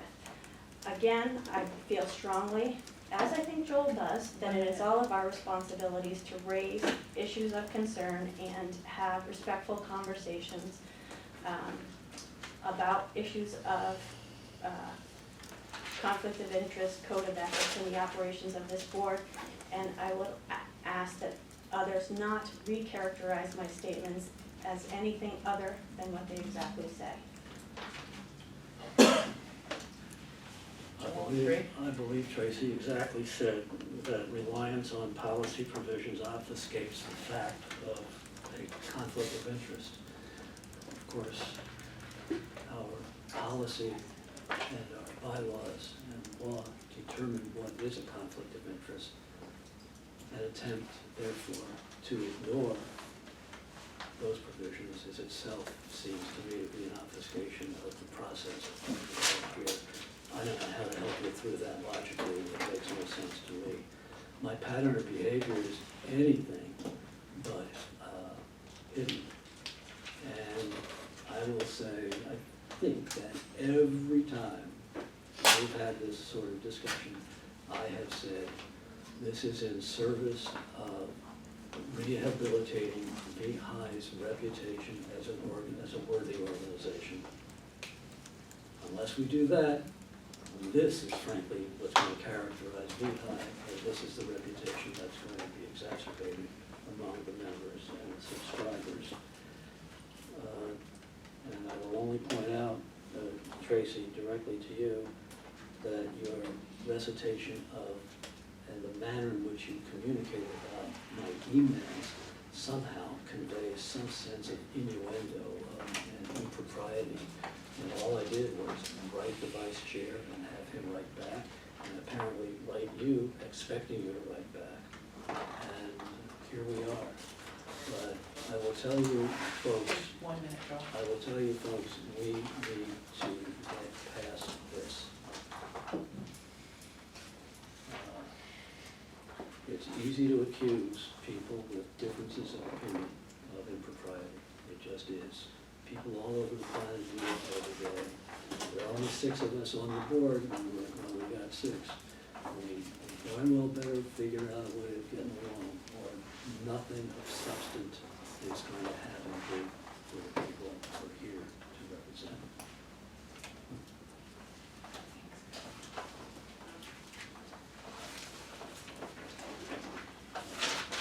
I don't know. Next steps. Weeks. Do any of you have any follow-up questions for either of us? I will say there's no obligation on the part of anybody to have questions. No, we just, Do that. Jason, you did say that there is no significant pecuniary conflict of interest with that. You did say that in the beginning. I don't know because I have not seen the conflict of interest statement. I just other meant than earlier just that, before. those were your words, right? Did you not believe that And I don't there's- know what Joel's relationship is with Vermont NEA or any other organization. Okay, so you didn't say that earlier? I thought you had it. You written might down. be referencing to the code of ethics. I don't want to speak on behalf of Tracy, but I heard her say that there was no significant. Excuse me, look, this is one time where I think it's appropriate to say, no comments from anybody but the board. Is that fair? There.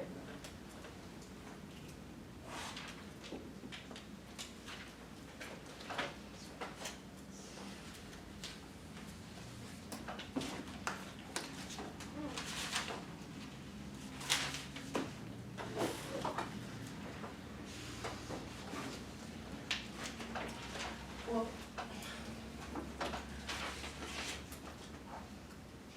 So in the process, the next steps would be one of 2 things, if I remember what was said earlier. We could agree that there was, for first or not. Well,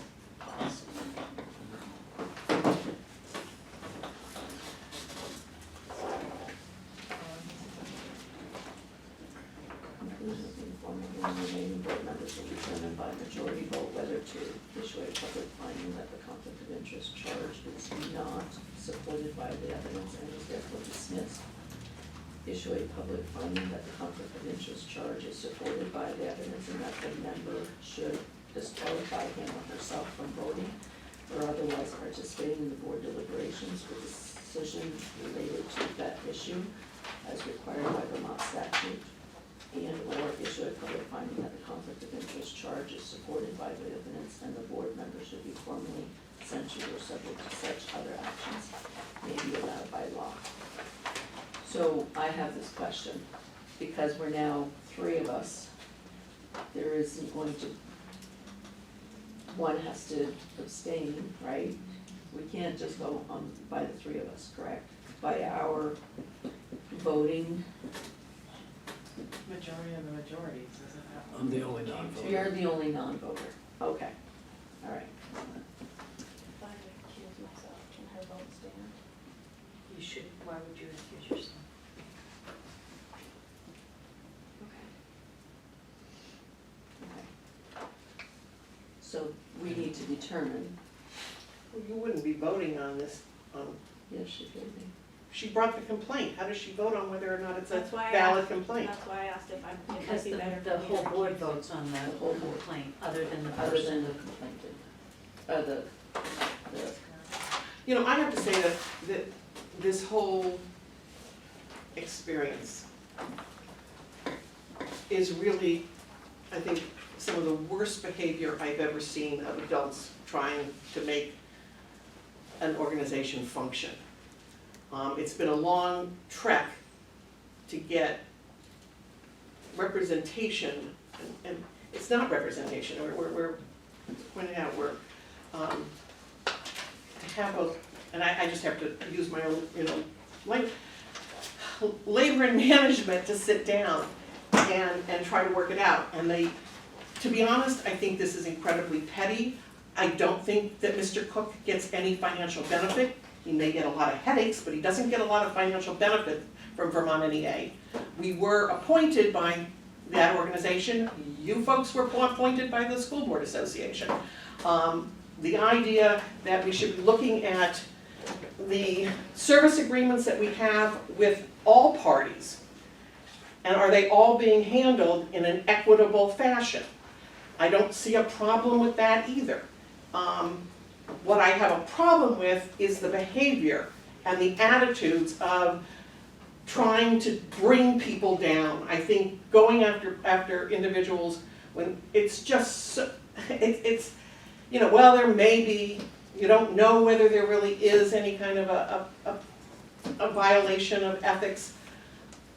You have to assume the integrity going in, and I think what bothers me most is since I joined this group, there has not been an assumption of innocence, there has not been an assumption of honesty, of integrity, and that just really irks me with this whole matter. And I don't care what all the state statutes or anything else says, when it boils down to questioning people's integrity with very sort of veiled and thin cause is, I find, very frustrating and very disappointing, as I said. It does not speak well for VEHI. so with that statement, can we move forward? Can we bring this to a conclusion today so that we can move forward? Okay. So, the majority of the board needs to make some kind of decision at this point. Here are my thoughts, Actually, sources here. Forgive me, the board has to determine by majority vote whether there is or is not. A That is conflict by of conflict of interest. interest. It's different from reaching a decision.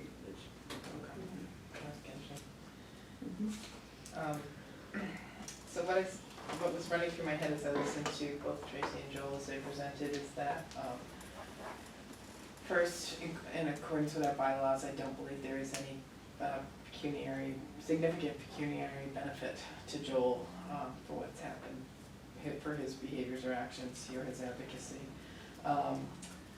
I look at our code of ethics under the duty of loyalty, where it says that they are to make decisions that are in the best interest of VEHI. I don't believe that Joel has violated that duty of loyalty to VEHI in any way. I think that his actions have been to benefit VEHI. Getting a little caught up in all of the language or everything else, I think that Tracy's interpretation of his pattern of behaviors comes from a place of how the board was run before and whatnot, but I think that to go back to us as a learning group, it's hard to learn when you're doing all the work at the same time. It's a tough place to be in, but we are learning, and so I think if we can find a better way to address each other's behaviors or innuendos or actions or whatever in the context, I think it'll serve this group well. But I don't at this point see that there has been a violation in terms of the three or the significance. I do believe that his actions have been in accord with his duty of loyalty to the VEHI board, and I don't think it breaks the bylaws. Article 8, for the policy of conflict of interest, I think still has to be figured out. So my thoughts are, this really shows us that we absolutely do need to do some work on our policies and look at bylaws and make some changes. That's definitely work that this board needs to do. At this point, I would, if I make a motion at this point, make a motion that it's determined that there may have been a conflict of interest in the regards to the communications to Vermont NEA by the board chair that were not voted on and approved by the board to move forward with those items. And that's my motion at this point. You'll have to forgive my interruption. That's not what happened.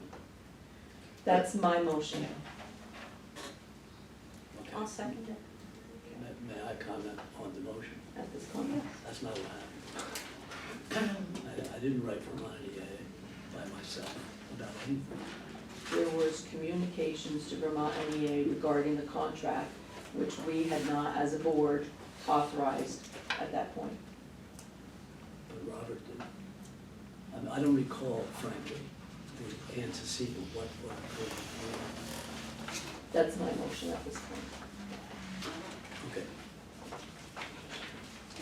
Any more comments? I'm a little confused as to what you perceive as to be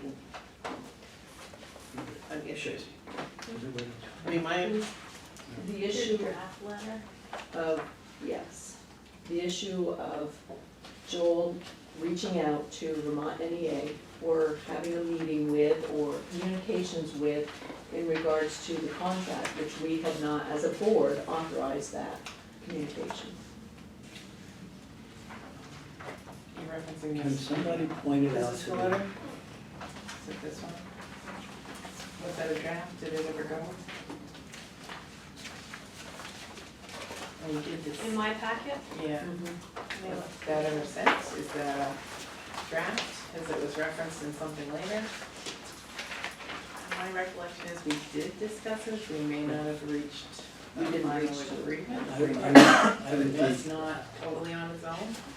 I don't know what we're looking at. Yeah, could someone identify what we're looking at? Somebody tell me what this I'm is. guessing a letter. I'm entitled it's to know what. it's the draft of the March 22 letter to the VEHI. Is it a, so it's a draft? This is not the final Is letter. this the one you're Yeah, talking I about? don't, yeah, nope. Well, Well, This no. one down here? Martha, you made a motion. Do you know where the document you're looking at is?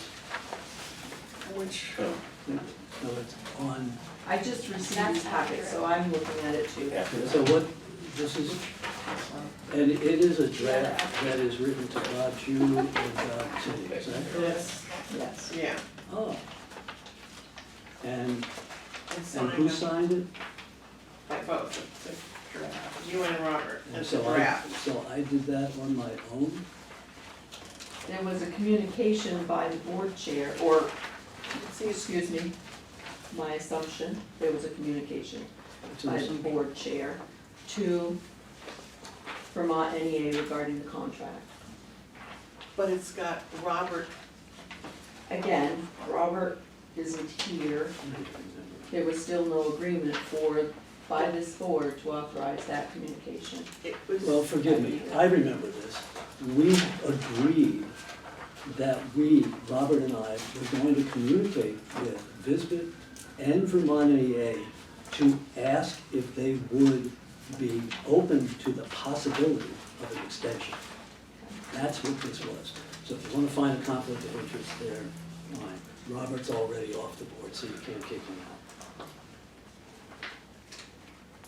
That's what it was about.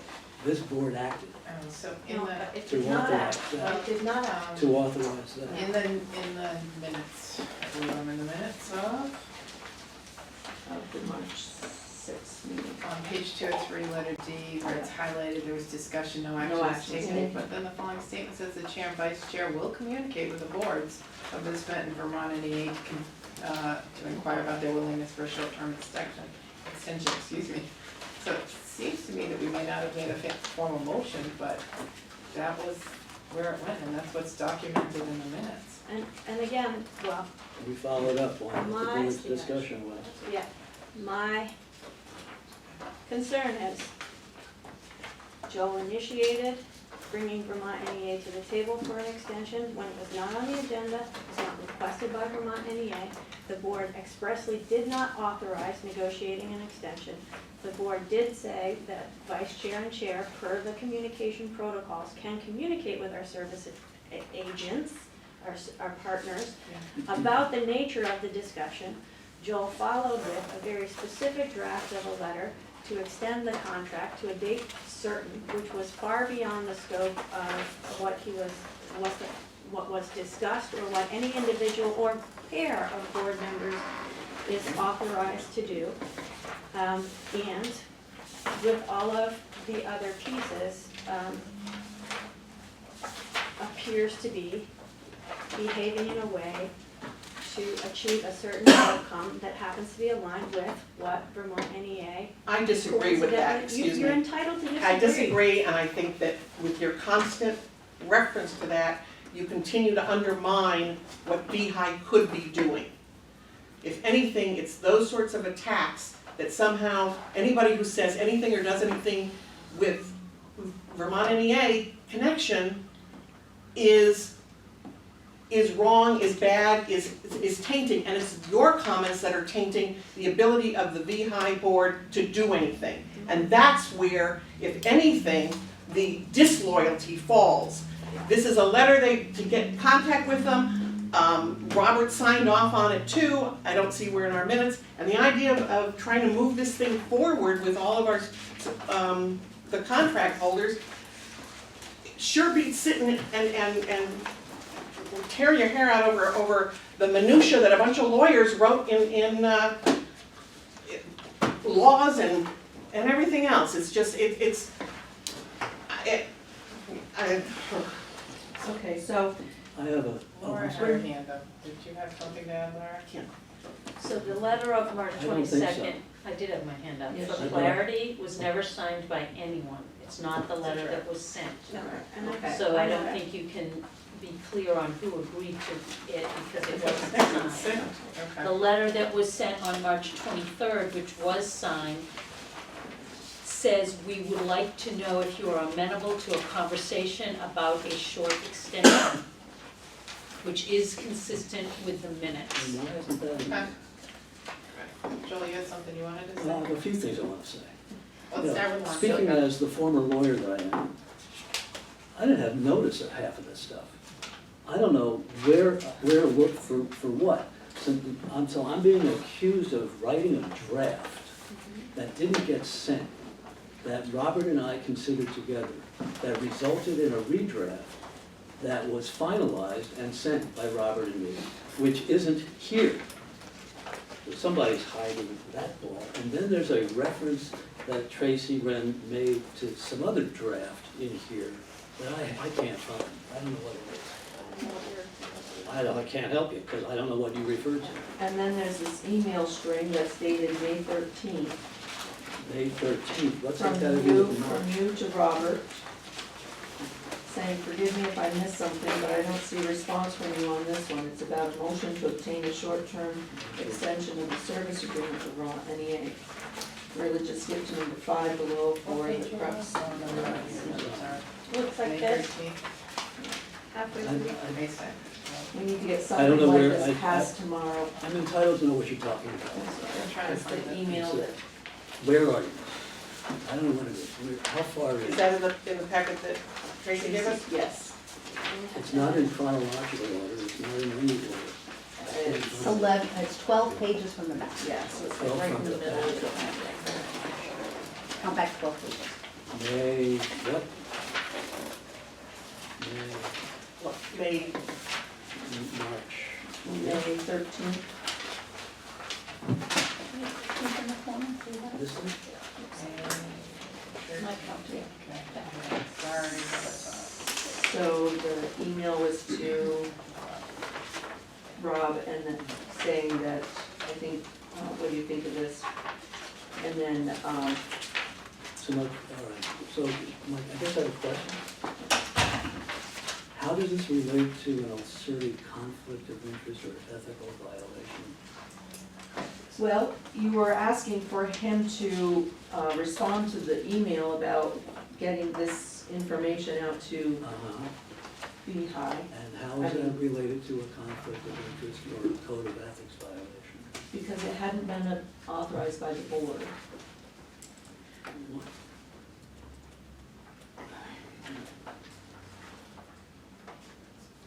Because, Martha can answer So- for herself, but for me, it's part of the pattern that I'm concerned about, that I want to raise very respectfully. I know it's difficult, but I want to raise respectfully so we can have conversations about how we work together in the interest of the VEHI. pattern needs to be to make VEHI work. And right now, it's not working at all because of these sorts of accusations and stuff. It's just, this is, to me, this is just all, it's empty. It's so empty, but it's created a lot of problems with So- making VEHI work, and that I find disloyal. What concerns me, you made a motion, Martha. and I was just going to say, I withdraw my motion. Done. Then I will withdraw what I was going to say in response. Tracy seconded, does she That's have to fine. concur? So we're still tasked with finding, Yeah, that's- Yes, sir. Whether or not there was a conflict of So- interest or not. when this is all done, I'm gonna request guidance from you folks. Am I entitled to vocalize or verbalize thoughts? I'll answer that Because one I'm being afterwards, we'll taken come to, back. I'm being taken to task for making a suggestion to Robin. Good luck. I'm gonna try and make it easy, Thank you. because I know what the outcome's going to be. I'm going to make a motion that I don't expect the full board to support, but I'm going to make it so that people can vote and we can be done and we can move on. And I move that the board find that Joel's conduct in conjunction with matters related to advancing service agreements, the service agreement with Vermont NEA, including underlying work around the conflict of interest, policy, bylaws themselves is a conflict of interest. And whether or not you want to vote in support of that, a motion would be helpful, or a second would be helpful. I second. Thank you. Then the board can vote and we can end and move on. Any further discussion?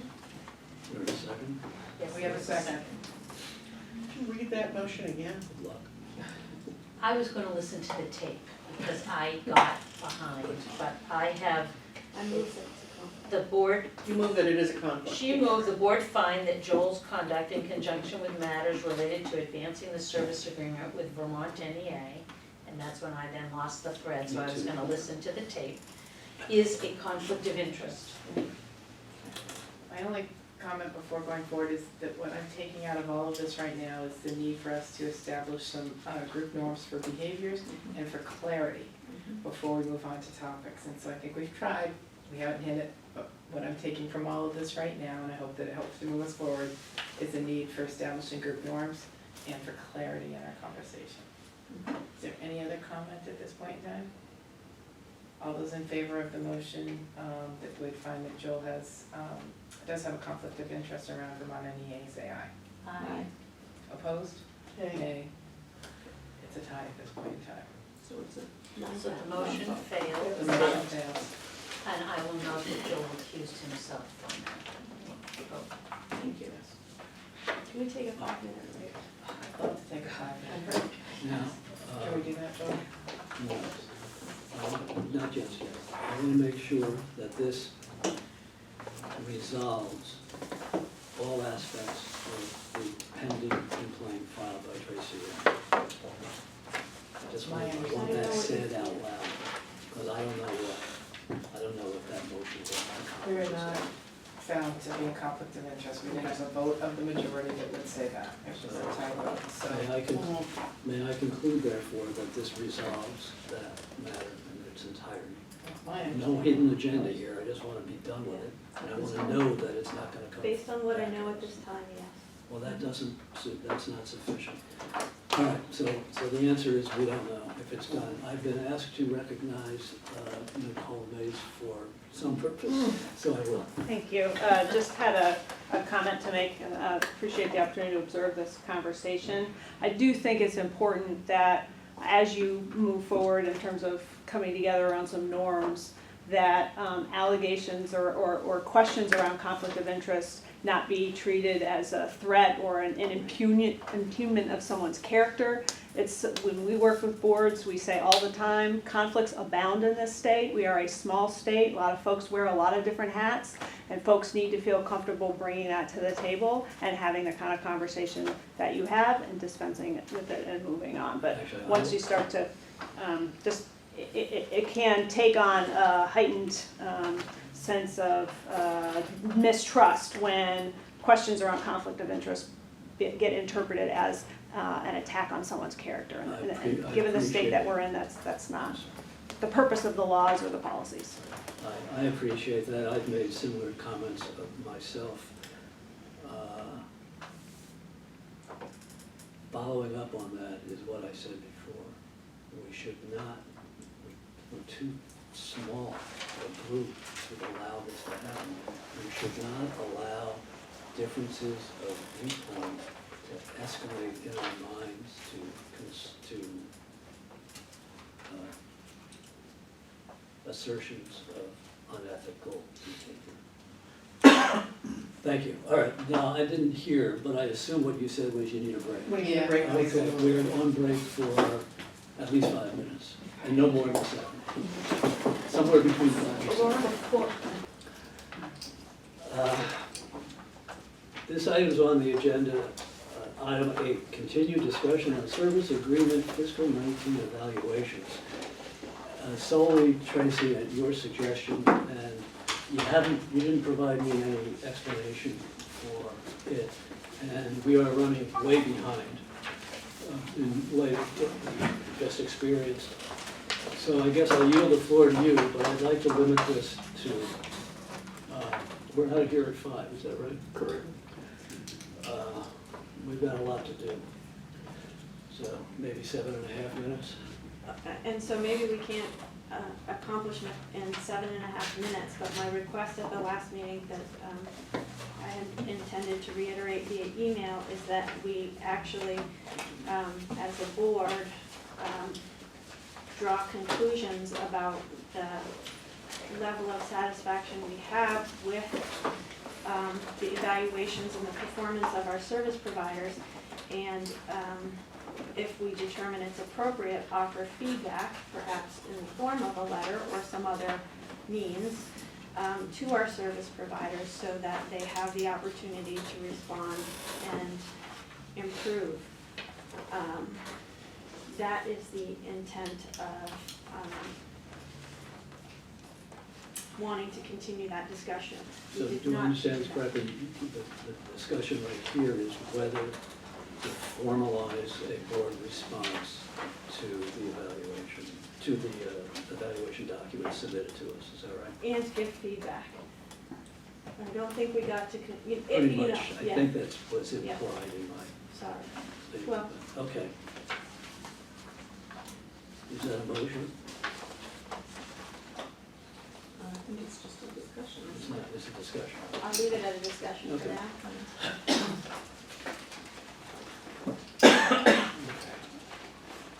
Bob? Have you used any tools in the past to provide feedback? Is there any consistency, anything's been used over the years? We've had discussions and raised points, and in some years, Jeff was on the board and so was here to hear the discussion, and Mark is of course here as well. I can't remember if, I'd have to look back at who else was here in any given year over the past several as the process evolved. So we haven't formalized follow-up communications, but the board has taken action to acknowledge and make a determination with regard to how a service provider has performed based on their evaluation in previous meetings.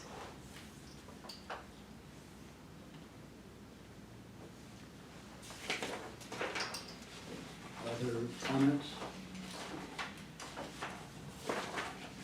The comment that I'm gonna make, and it's gonna sound like I'm reiterating the past, and I apologize, but the evaluation information from VEHI, again, is just a kind of narrative. It doesn't give us any kind of substance that we can say, yep, we checked that off, they did that, we checked that off. We've asked in the past for, documentation of when meetings were held, what employees were in attendance, substantive information, so we can say, yes, the Vermont NEA is doing the employee,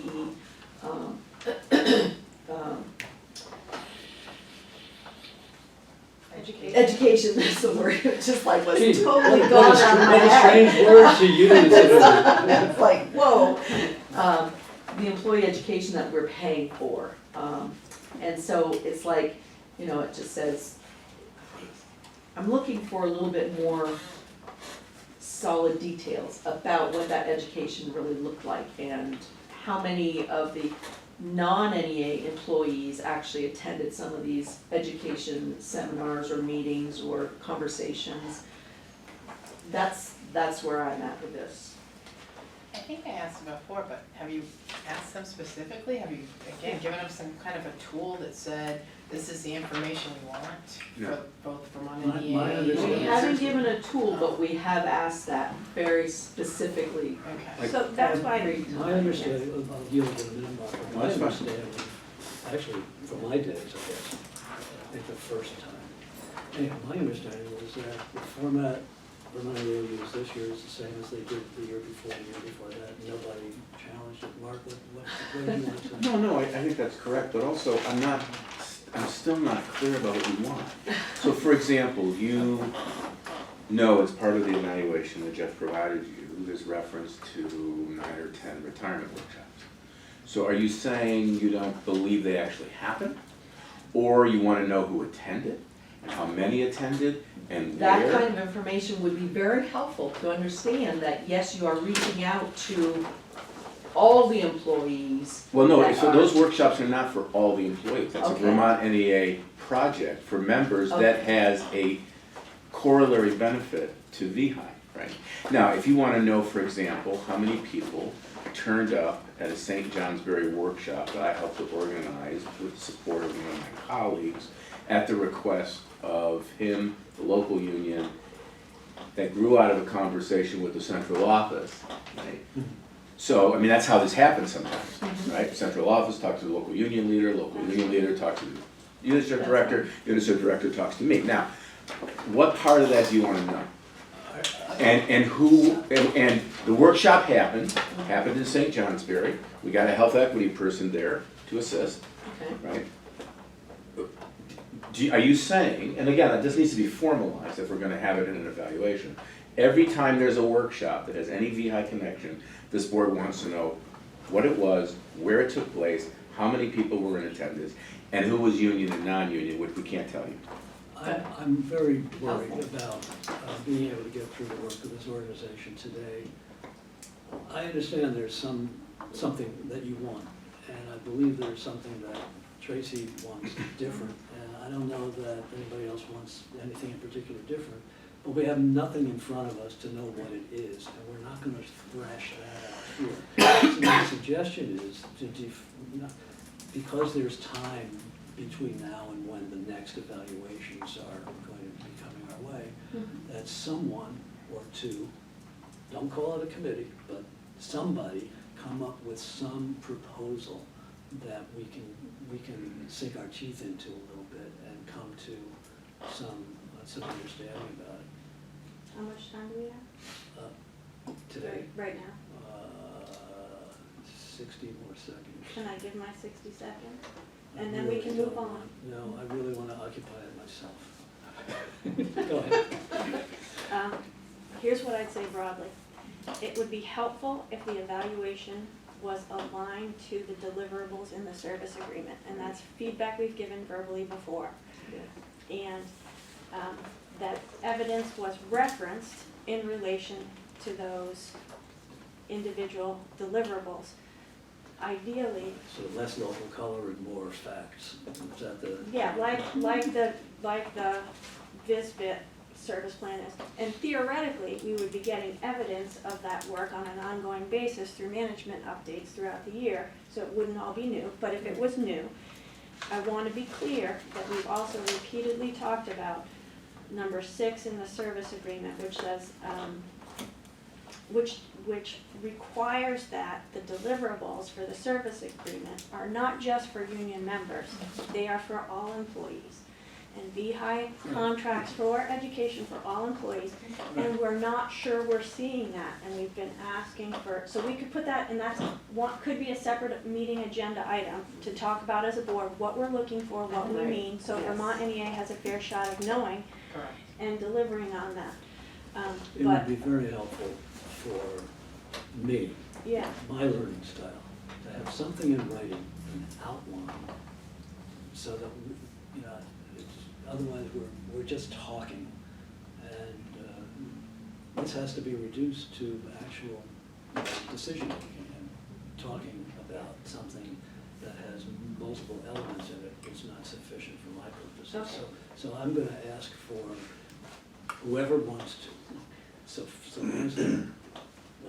to just come up with some proposal by the fall and enable us to sink our teeth into it and resolve this so that we don't place demands on either of our partner organizations that they can't meet because it's unclear what it is they're supposed to be doing. I don't know if that's fair or not, but that's what I just said, so. Can I speak for a second? Then I would- then we'll move on. Okay, I would request that Tracy be allowed to finish her statement, because I think that was what she was going to get at, possibly. Well, then I It's just my said, request. you got something to add, or you want to agree with me? well, it was more content feedback, not a proposal. The only thing I was gonna add is I think it's important that Vermont NEA separate out the services that are Vermont NEA services that may touch upon health insurance related matters, but are not the service of VEHI. And when those get muddled in the evaluation, that is confusing. That's all of my feedback, and I'm happy Thank to you. write the 2 sentences with a service agreement for discussion at a future meeting. Do so, thank you. Okay. I gotta write it down on my to-do list. I gotta write it on my to-do list.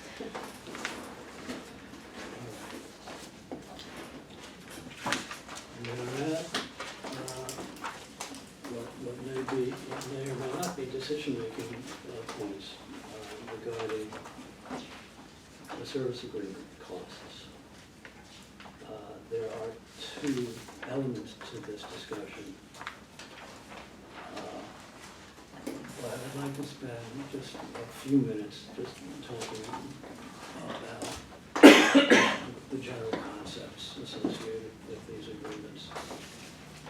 This organization now has a history, and that history is inextricably, I guess, tied to its relationship, or the relationships among Pittsburgh, VEHI, and Vermont AA. And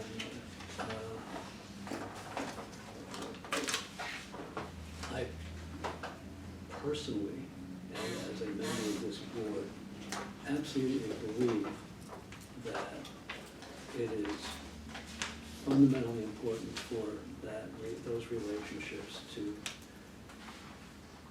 improve as well as continue.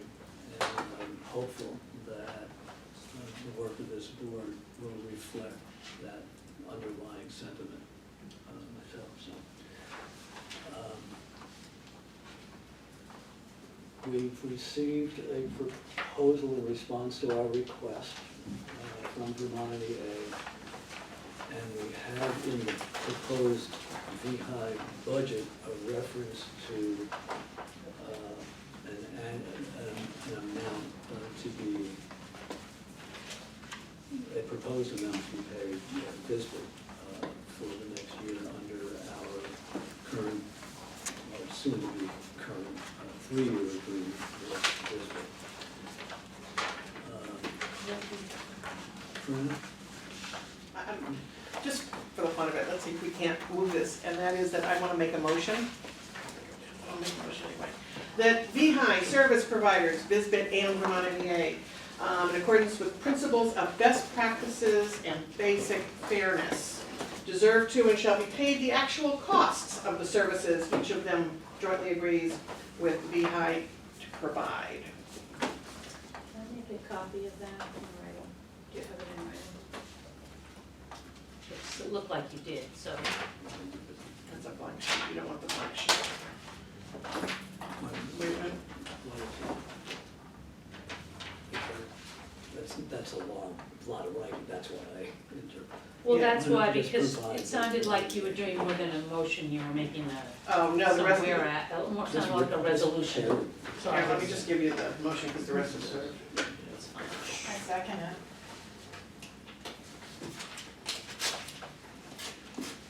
It's helpful if people actually write down a motion ahead of time, if you bring at least a copy for the minute taker, if not for If everybody. it's gonna be more than a You took the 5-minute trouble to motion, write it. a 5-word It's motion. always about you. Absolutely. Just trying to get your things down, that's all, thank you very much. All right, so there's a motion that, and it's been seconded, and would you read it for Clerk, me? yeah. Yeah, I was Yeah. gonna say, can you repeat Yeah, that? you have to read it, you have I know. Yeah. Fran moved that VEHI service providers, Visbit and Vermont NEA, in accordance with principles of best practice and basic fairness, deserve to and shall be paid the actual cost of services each of them jointly agrees with VEHI it will provide. And to be clear, you want Visbit and Vermont NEA to each agree with what the other one provides? That's what this motion says? That's how I read it. Shall we pay the cost? Each of them jointly agrees with VEHI. They of each them agree agrees with jointly VEHI, not with each other. Right. I'm just reading it. Oh, wait, can I read it? In any event, since Laura raises a question, You can pass it around, that'll help people. yeah, As long as I get it back to them. Yeah, you'll get it back. if I understand what Fran was suggesting, it is that VEHI reach an agreement with Vermont EA and VEHI reach an agreement with Visbit about the range of services that each would provide. What becomes crucial But is we that- already have done that. that accordance with the principles of best practice and fairness, and that the actual costs of what they provide are paid for. So can I comment on that? And I actually prepared, So we have Has a been motion and a seconded. second. yeah, Go ahead. and I actually prepared some resources to help inform my response. And I want to start by saying that Vermont, Visbit's contract is already negotiated, and the terms for determining the amount are already established. So there isn't it's simply an acknowledgement of those terms, and it's not something that we have the authority to negotiate at this point in time. I just want to give a little history about from a little bit before my time on the board on the service contract and some documents that reflect my understanding of the current contract and why we are where we are. Current contract with Vermont NEA? That's what I Visbit meant. or Mo- I just want to Vermont make sure NEA, it's from because Vermont NEA. VISBIT is not up for board action, it's up for Tracy, us to know for budget purpose. Sure. Yeah. excuse me, Yeah. I wanna just make sure, this looks like obviously a prepared presentation. Does it relate to the specific motion? Absolutely, absolutely. All right. Okay, so I wanted to clarify the history of how we got to where we are with the service agreement to inform a decision, and I'll tell you what my vote will be on the motion as an outcome of that. Just historically, you'll see that I put bullets in the front. They were as much for me to organize my recollection of the history as I reviewed documents, but also might be useful to you, and I apologize if there's typos. But the first document you have is the April 2012, before I was on the board, Vermont NEA analysis of the costs that went into the service contract. And if you just skim briefly without diving in, you'll see that it includes the services of Mark Hage. What's your official title? Trusted Benefits Administrator for Vermont NEA. Director of Benefits. Director, yeah. Director of it. At 80%, and then there was also time for the president, UNICEF director as the executive director, admin assistant at .2, and overhead. If you turn the page, you'll see a memo from Joel Cook from 2016, when I was on the board, with a calculation, and Joel was executive director at the time, which recalculated. And a member of the board. Yeah, and a member of the board. And it was a proposal for the FY17 contract, which updates the calculations, adjusts Mark's time, and I'm trying not to make it personal, I would use the official job description, as to 95%, increase the time for the admin assistant, adds the services of the communications director, 10% of the newsletter, overhead and services of the executive director. Right behind that, you'll see that the board declined to accept that formula and approved an increase based on CPI and asked, that's the point when we asked for both an evaluation and a review of the formula over the coming year. In April of 2017, which was the deadline for evaluation, we were supposed to have an evaluation framework proposed by Vermont NEA that was supposed to come in January. It didn't, we never got the framework, and in April of 17, we got a brief memo, which is in here. It's actually not next in order, I apologize. Maybe it is. Yes, it is, it's next in order, sorry, I'm jumping ahead of myself. From Jeff Bannon, this was the evaluation that we got that year. Stating that the service agreement is fulfilled through Mark Hage, and at that meeting, Mark stated emphatically that his contributions or his time dedicated to VEHI was 80%. Is that in the letter? It is not in the letter, it was stated in the meeting and memorialized in the memo that I sent.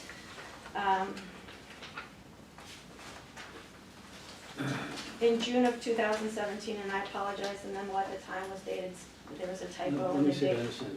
You're suggesting that there's no written record, but your memory is that Mark himself said that he devotes 80% of his time back then to VEHI. And memorialized in my follow-up memo to the board dated June 16, 2017, And when did Mark do, what meeting was it that Mark? April 2017, when we conducted the evaluation.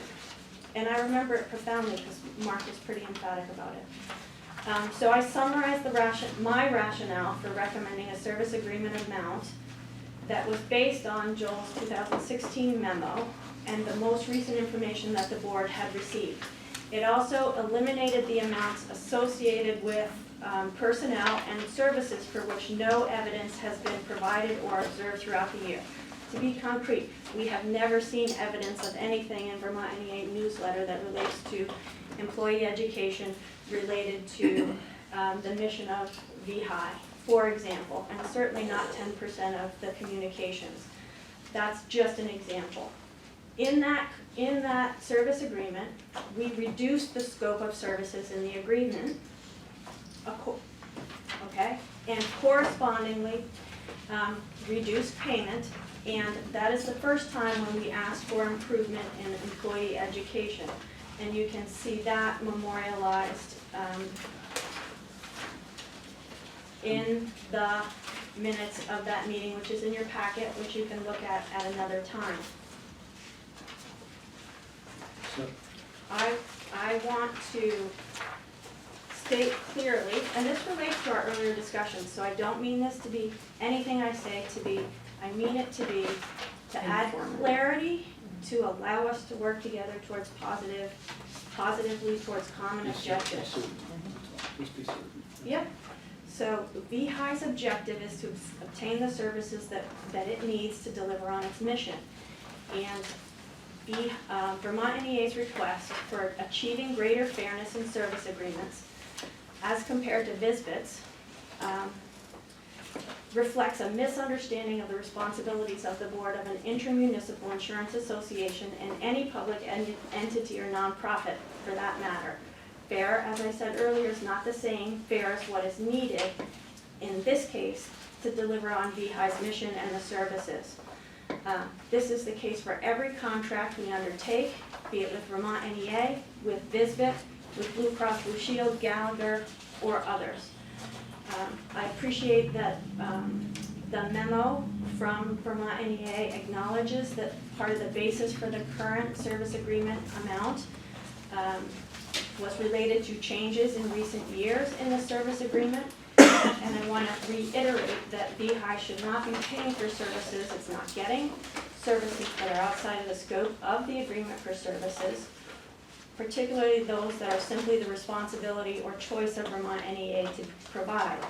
To be clear, as I said when we were talking about the evaluation, just because a matter deals with health insurance doesn't mean that it's a VEHI matter. In fact, we have ample evidence anecdotally of Mark working on behalf of Vermont NEA, not with his VEHI hat on, but such as in the Vermont NEA's New Benefits Council, and in the time that he spent testifying on behalf of Vermont NEA in the legislature. I don't know the breakdown of that time, but I suspect that it's not 5%. I suspect it's more than that. So I haven't seen evidence to justify an increase in time from 80%, and no evidence ever of services. Let me interrupt. Let I'm me going to interrupt finish. because I don't find this relevant to the motion. It is totally relevant.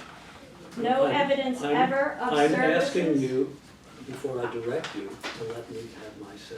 about this. I would like to finish I'm my raising a statement, point of and I order. will listen respectfully I'm to you raising- when I'm done. I'm raising a point of order for myself. You asked us not to interrupt, please. I'd like to finish.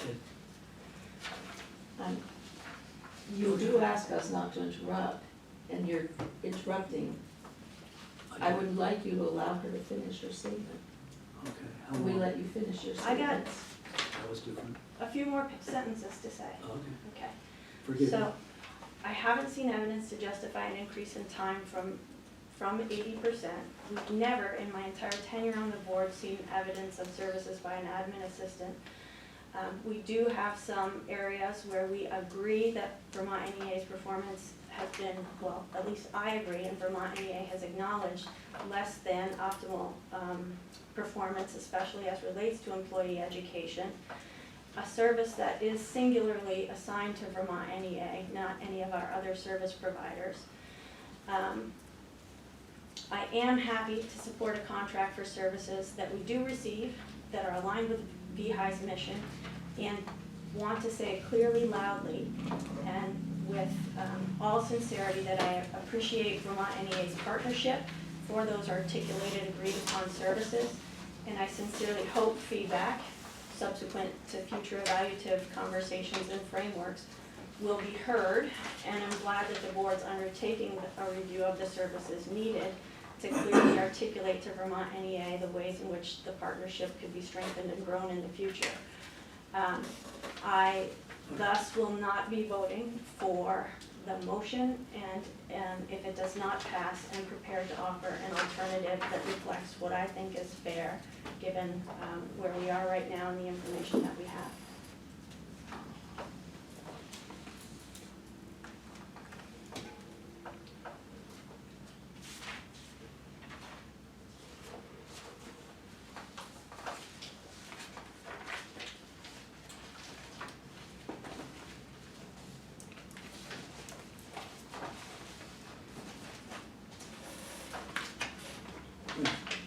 I'm not sure how any of that really addresses my motion, because I'm seeking that we ensure that, that actual cost of services for both Visbit and Vermont NEA, be paid, and Visbit, if that contract is settled or set at this point, I would hope that in fact, it does reflect actual pay, and that similarly Vermont NEA contract should be actual pay for services. Now, the issue of reviewing and getting better sense of those services provided and what they should cost is becomes sort of secondary to the principle that we're, for our providers, we are providing, that we are offering actual cost. That was the point of my interruption.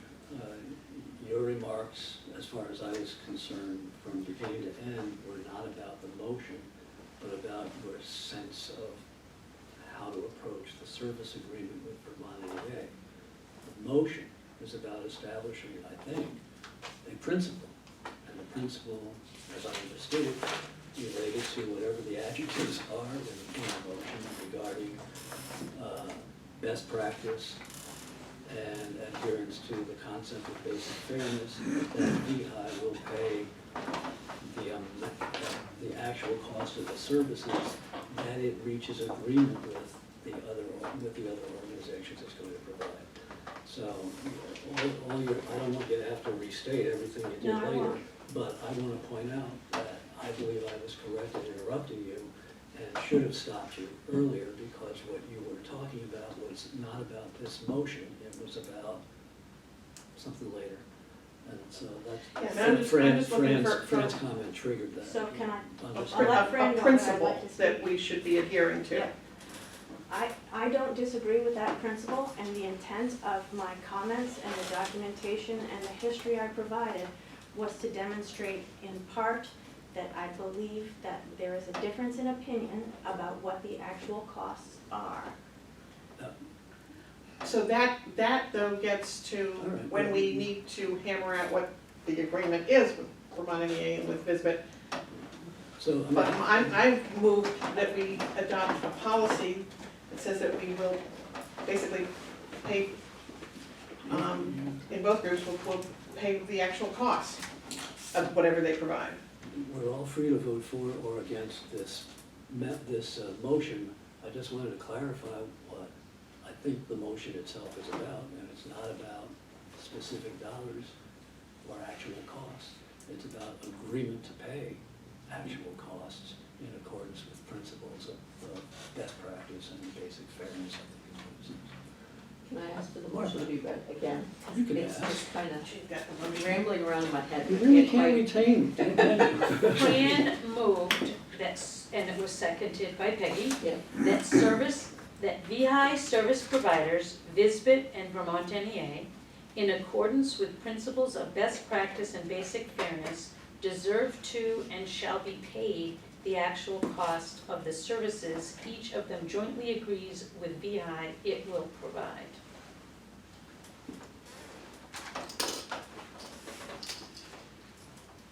Not about specifics, it seemed to me to be a statement of principle.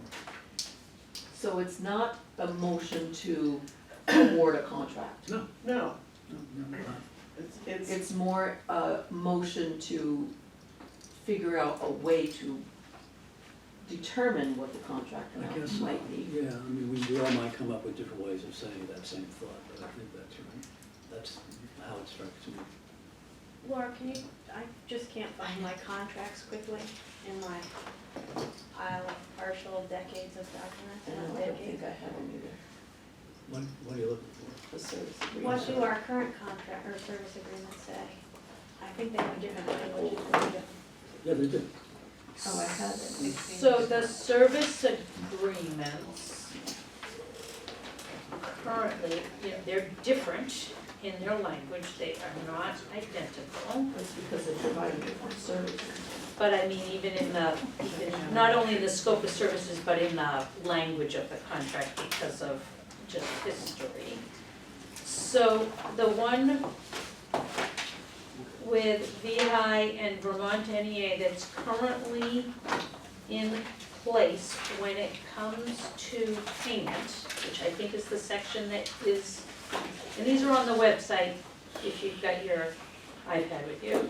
As a payment for the services provided by Vermont NEA, VEHI will reimburse the Vermont NEA in the amount of $191,000. It doesn't talk about anything other than it gives an amount and then how and when that amount for quarterly installments on or before these dates. And So it provides for additional potential payments. additional payments shall be made for authorized expenditures relating to unanticipated expenses incurred by the Vermont NEA in delivering services to VEHI. I don't believe that, Chris, I'm looking at you because you make the payments, that you Not paid that you- anything other than the quarterly That's installment. correct. That's right. And I don't believe in my memory that the board has been requested to do so. I don't believe that has ever been triggered. I don't know, Mark, if you have a different memory. Okay, so it's an amount in 4 installments on these dates, and it foresees that there could be unanticipated additional expenditures that might be paid, but that has never in fact happened. If you look at the one with Visbit, I'm sorry, I have to, the one with Visbit has the following in the payment section. The annual payment set forth herein shall be subject to adjustment beginning July 1st, 2015 and every subsequent year. And the payment shall be adequate to cover visitors' cost of carrying out the services and obligations of this agreement. So to back up, it first starts with the same as Vermont NEA, a sum of $820,000. That was the first year of the agreement in FY15. It has the same quarterly installments on the same dates. But because this is a multi-year agreement, the language continues to say the annual payment set forth herein shall be subject to adjustment beginning July 1st, 2015 and on July 1st during each subsequent year for the duration of this service agreement. It shall be adequate to cover Visbit's cost in carrying out the services and obligations of the agreement, and as a nonprofit partner, Visbit will not seek financial gain through the relationship. It does not foresee additional payments, and in fact, Visbit has returned money several years under this that it deemed not necessary, that would have been the equivalent of financial gain, usually to do with staffing changes that happen during the year. Yeah, I get, that's, again, it's sort of, it's not the point of the motion. Yeah. No, I know, but someone asked to read them, Right. so I'm reading them now, I'm fulfilling my. My wondering was to what extent that's already addressed in the individual contracts with the service providers. My follow-up comment is, Joel, yes, you are right. My comments. Stop. No, I know. My You don't mind comments, an interruption? my comments were premature, in part, and let me offer some thoughts, in part because I did not, based on the agenda, anticipate that we were contemplating adopting a policy Right. that would guide future board operations at this meeting. And I'm happy to take that up and consider it. I'll tell you that I wouldn't be comfortable voting yay or nay today. because I didn't anticipate that we were voting on a policy, and I would love to have a conversation about that in the context of our framework for evaluation and feedback, or separate from that. So that's my 2 cents on that, it's a great suggestion, glad you brought it up. Well, my concern is that as we move forward, as you said, the VISBIT payment is set already, yes? That's correct. Right. No, actually, let's just say there's room for argument about that. Not a lot of argument, some room. Yeah. But my expectation Fran of what was in on the agenda. Fran was in the Yes. process. But We both agreed. if the visit contract's already set, but Vermont NEA is still in a proposal stage, that to have this policy, so that when we then look at the proposal, that we have this policy sort of guiding what we would accept and craft in that agreement. I understand that would be nice. That's the idea. Unfortunately, I also feel like we have to follow a thoughtful, deliberative process and have these things noticed in advance, on the agenda in advance when we want to approve a policy. And so that usually is a multi-step process, multi-meeting process. Well, there's no obligation to complete this discussion today. So. Thank you. On the other hand, there will be, if we don't complete the discussion today, as is likely, we do need to have a position that we, a proposal, I guess, to Vermont EDA to extend the current agreement temporarily, as we tried last month. So can I ask that we table, not table, well, you made a motion in a second. So table this item for a future meeting and then have it on the agenda for discussion? Yeah, let me see if I understand it right, because I don't think I do. Are you suggesting that we table consideration of the service agreement costs generally, or just the motion establishing the principle? Just the motion on proposing a policy.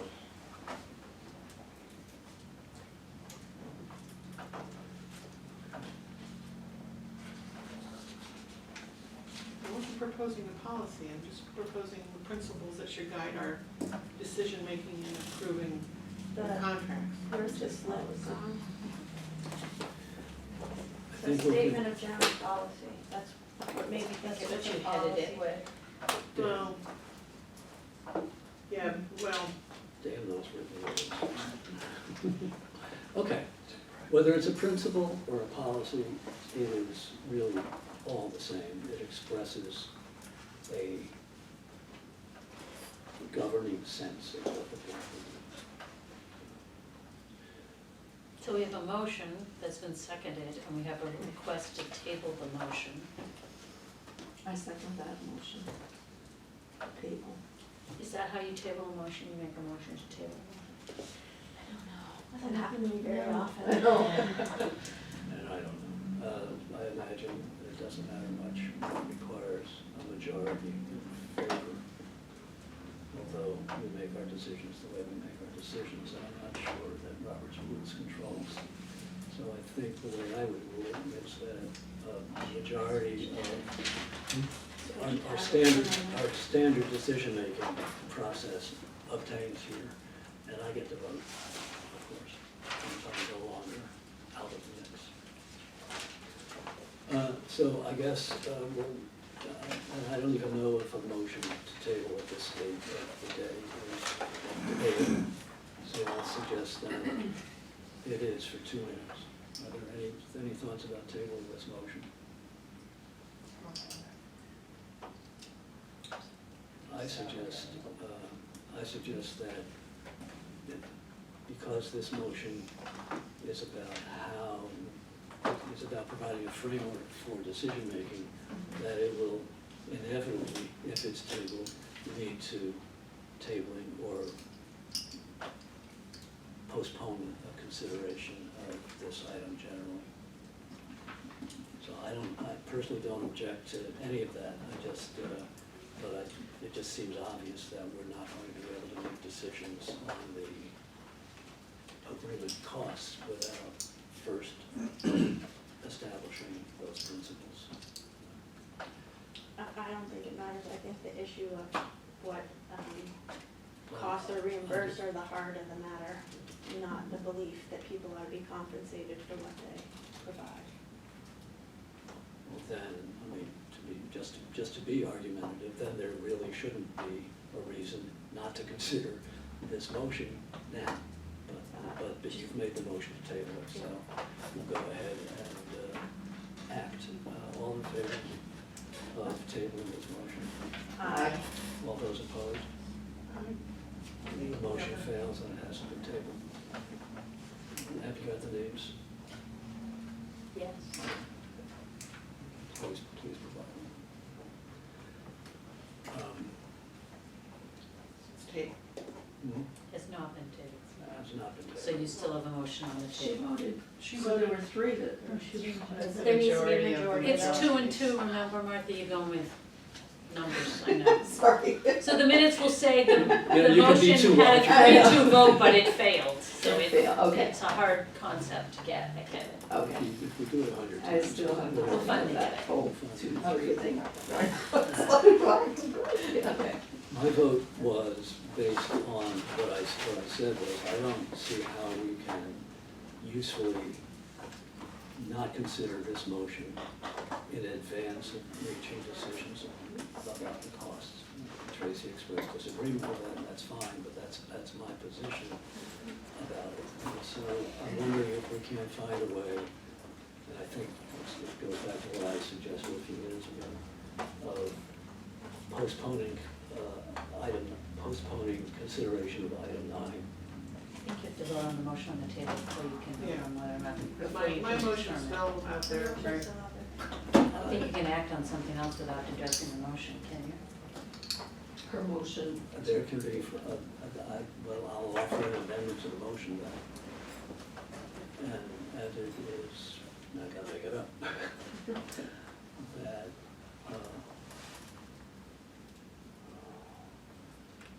I don't wanna do it that way. I mean, seriously, I don't wanna do it. I wanna be straightforward about this. I've said what I think. I think that we should,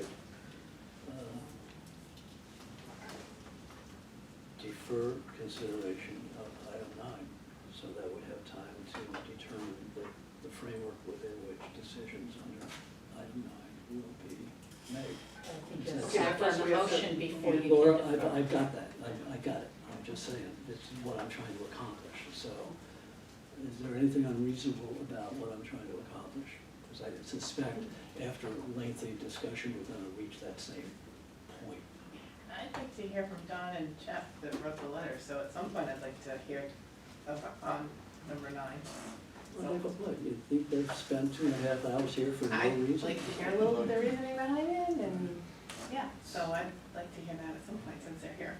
So, All right, can we just have, can I call the question on my motion? Okay.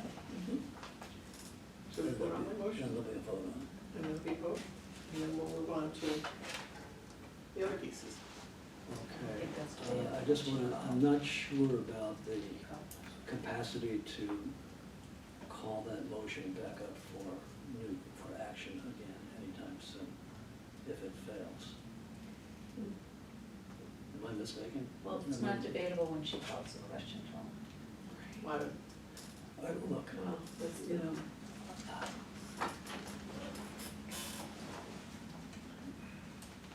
Yeah, I was asking whether I should call, if I could that's right, she didn't call it. call the question, if that's She asked what the the question. procedure was. So you did not Mine was a call the question? procedural No, she question, did not. but you think that we can't bring it up again if it fails? How can we bring it up again if it fails? Yeah. There may be something in Robert's rules, but this board hasn't adopted Robert's rules, and it's not a default adoption like it is for school I boards. just don't wanna run into this kind of debate later on, let's say, that where someone suggests, well, we can't reconsider that because we already acted on it. I'm going to vote against the motion, but I am not opposed to having policy or procedural conversations that we approve in the future, provided we have a thorough process where we can deliberate them. So I'm telling you, I'm not gonna oppose it coming up again. based on So how about the if I dates. just pull my motion back and we set, that we, I mean, I share, my concern is that if we are gonna go ahead and make a decision on 9A and 9B, we're doing so without any sort of overriding principle for why and how we would vote for or against the proposals for the payment.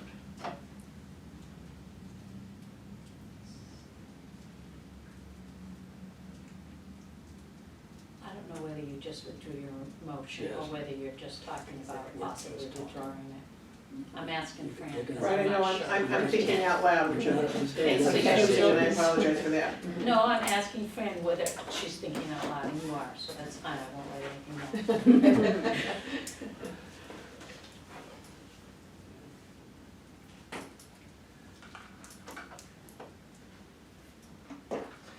Okay, I was just thinking, we have our duty of loyalty and our expectations that we're going to look at this in good faith and with good judgment. So we do have those guiding principles to hold us to this as we make our decisions going forward.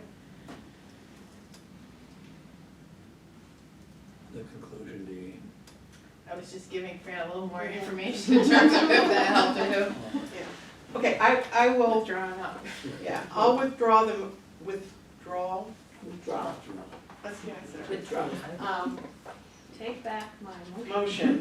Motion. Peggy, do you have any concern with that as the second? I do not. Fran, you wanted to say something? But I would ask that this issue be revisited, because for policy, and therefore I would move that the consideration of service agreement costs for 9A and 9B be extended or deferred until we have that discussion of the principles under which we would make our decisions. No. Rambling. No, I think you made a point. Could you repeat You. your motion, please? I think you. Well, I withdrew my, Let her speak first. I withdrew my first motion. I right? know, so this Okay. is what I have, you withdrew Sure. the motion. Right. It's very hard to take minutes when you're trying to speak on behalf of Yes, and someone it's else. harder to chair the meeting when you're interrupted by the person taking the minutes. All right, so what I would, I guess, move, Sharon, to tell someone what they're saying. I would move that we postpone action on 9A and B until we establish principles under which we would decide. Is there a second? Sure, 1 second. Discussion? May I ask a question of Laura, I Yeah, think? it's, What would happen, this is our last meeting, we haven't found a date, and in the summer for a retreat. Our next meeting is August 23rd. Regardless of, or 26th, whatever, end of August, sorry. Whether we took this up and did not reach agreement on terms for renewal, or didn't take it up and take any action at all, in either case, we would not have acted to renew an agreement with Vermont NEA. What would happen? if we were an informal group that could simply talk this through, we would reach a quick agreement about asking Vermont NEA to sign on to a short-term extension of the current agreement, the way we talked about it in May. I was asking Laura about what the terms of the contract for our current It operational expires at the end procedures of June. provide. So Chris can correct me if she thinks differently, but as far as Visbit's role in acting as your fiscal agent, we would continue to meet all of your contractual obligations past the fiscal year, which would include making payments to Visbit, because those payments are outlined, payments to Blue Cross, so on and so forth. As far as Vermont NEA, my interpretation as president of what's transpired is there's no doubt that the Vermont NEA and VEHI want to continue the service agreement. So we would continue to make payments under the current agreement until such time as you parties change that, and then we would do whatever you requested. Increase it, increase it retroactively. That would be totally your call, and we would just make payments as you determined. Seems reasonable to me. Thank you.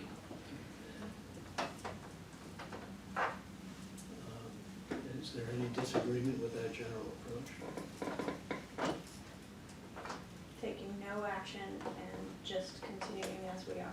Basically, we will have decided by taking no action that in fact, VEHI will behave towards Vermont EA as though the current agreement were still in effect.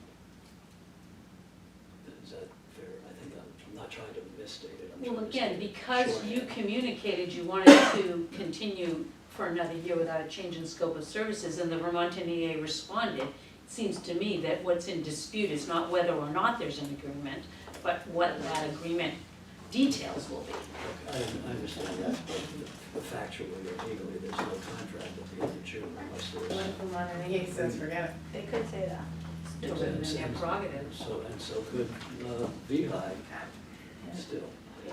So that was the purpose behind the earlier motion, to memorialize or to make certain that there was a period of time during which both parties were in agreement to extend the contract.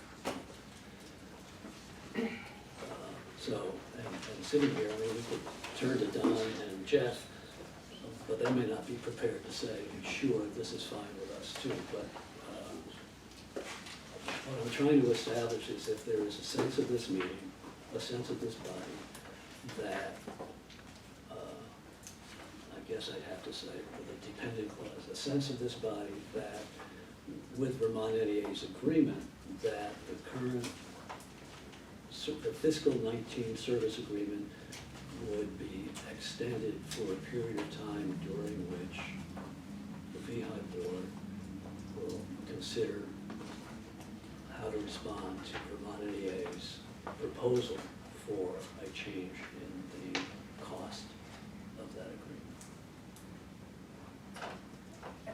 Did you make a motion in there? I think it No, would- there's a motion in here already on the table.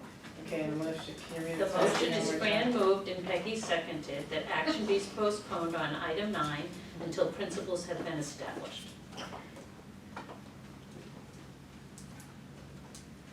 I don't know how this works. I would guess truly, I mean, I do understand how motions work, sorry, I'm processing everything here.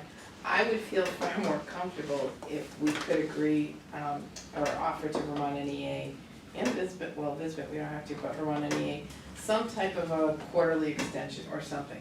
It appears from some of the documentation that Tracy provided that in the past, these discussions have occurred. If there was a number, there was something else that it was voted up or down, there was something else that was there. We're not able to get there, it seems, today.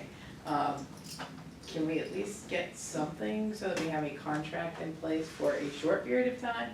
I think it's important to have that conversation. I wanna hear why Vermont NEA proposed these numbers, I wanna look at them in comparison to how, our contract sits with Visbit, and I wanna see where we're at. But we're definitely don't seem to be heading there at the moment.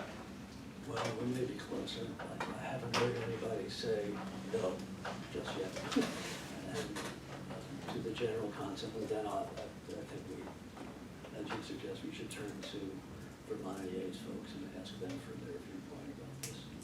So I will ask you, So I'll kill that motion too, and we'll get on to, and we'll get on to hearing, so the, and then we can follow with all the, right, but the concept within which we're working, without a motion just yet, is, I'll try to make this shorthand, a short-term extension of the current agreement with Vermont NEA to enable us to consider the principles within, the framework within which we want to make a decision about their service agreement.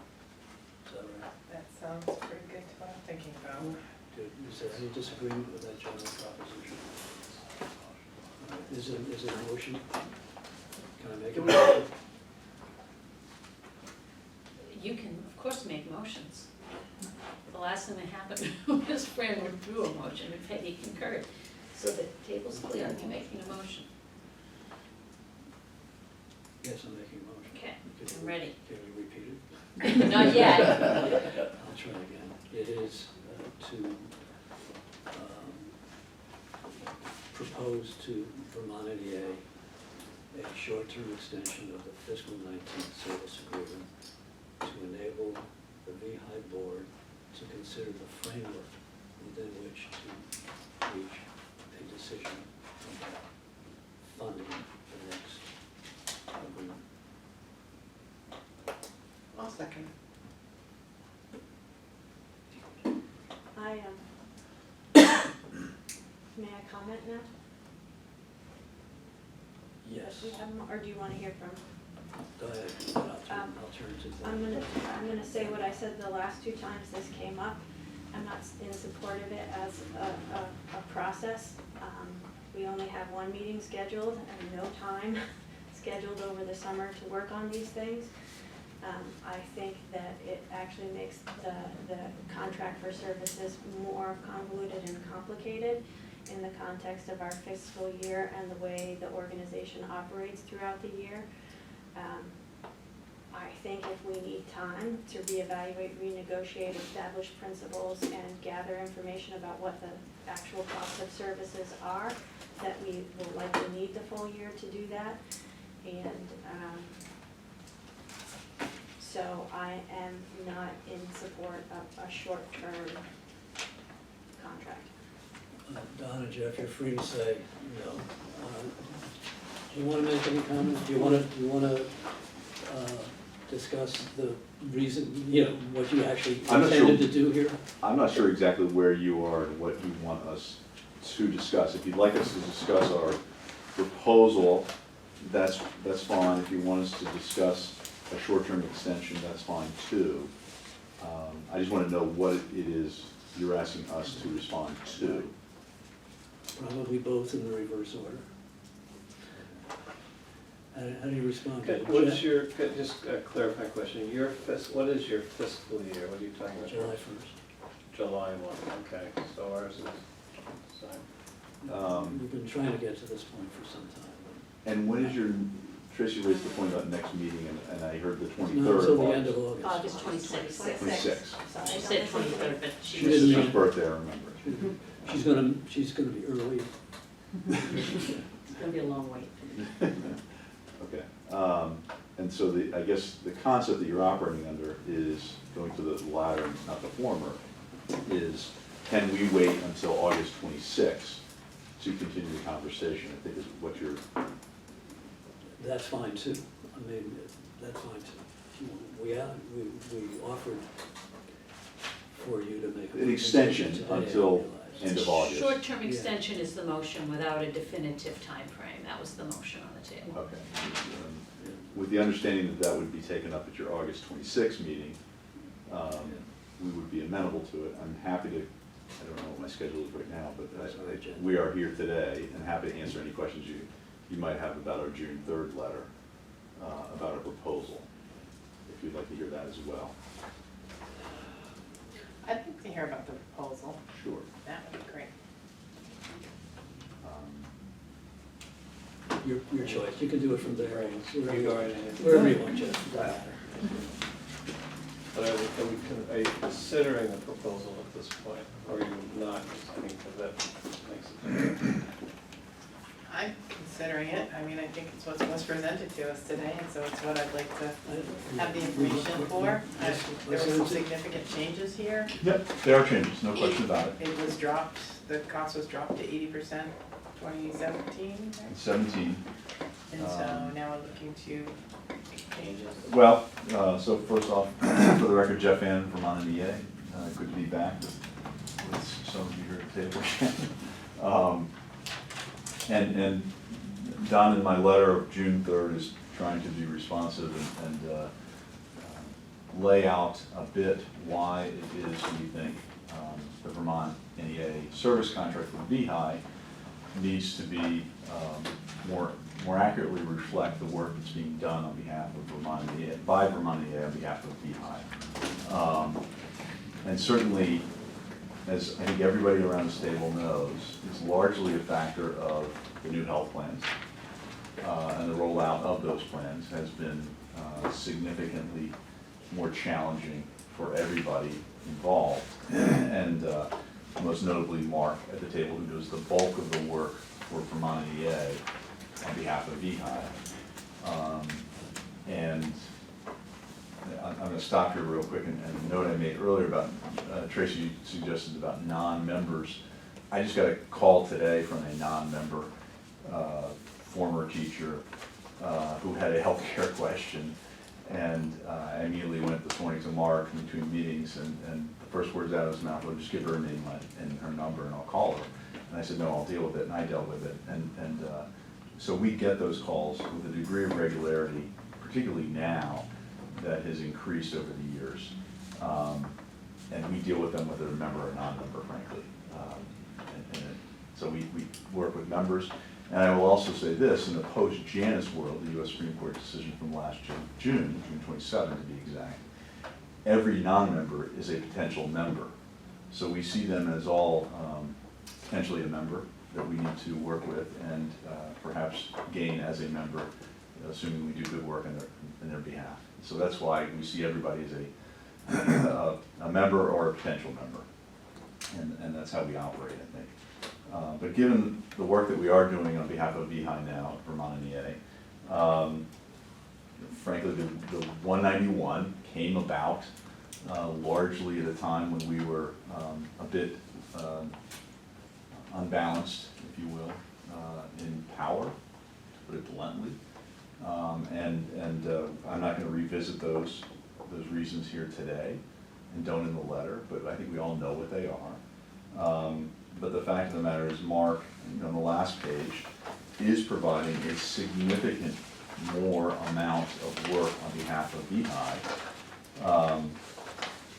Traveling to places, I've been with Mark to meetings with educators, teachers, and support staff about the new health plans, the concerns they have. And it's not just future planning, it's not just data path, it's generically, health equity has been in the mix, and so the questions have been wide and vast and deep in some cases, and just concerns generally about the new plans. And Mark's work has gone up appropriately because of that, and it's, I think, looking at his timesheets, as I do, that's where we came up with this data. We do track, we're required by federal law to track our time, track our expenses, I guess, in a way. We do it by time for the US Department of Labor, and that's where we get these numbers. And that's what we're doing it for them, but it also works out that it makes sense here. And so the actual costs we incur are what you show there, what we show there. And it just a simple mathematical equation that gets us to the $276,000. It is not, Mark is not doing 80% of the typical 40-hour week on VEHI work. He's working significantly more in greater hours, and that's what I see. And it's largely a result of the new plans. And so, and that's the UDs as well. We don't, again, I know that there's been some concerns there. We don't include that.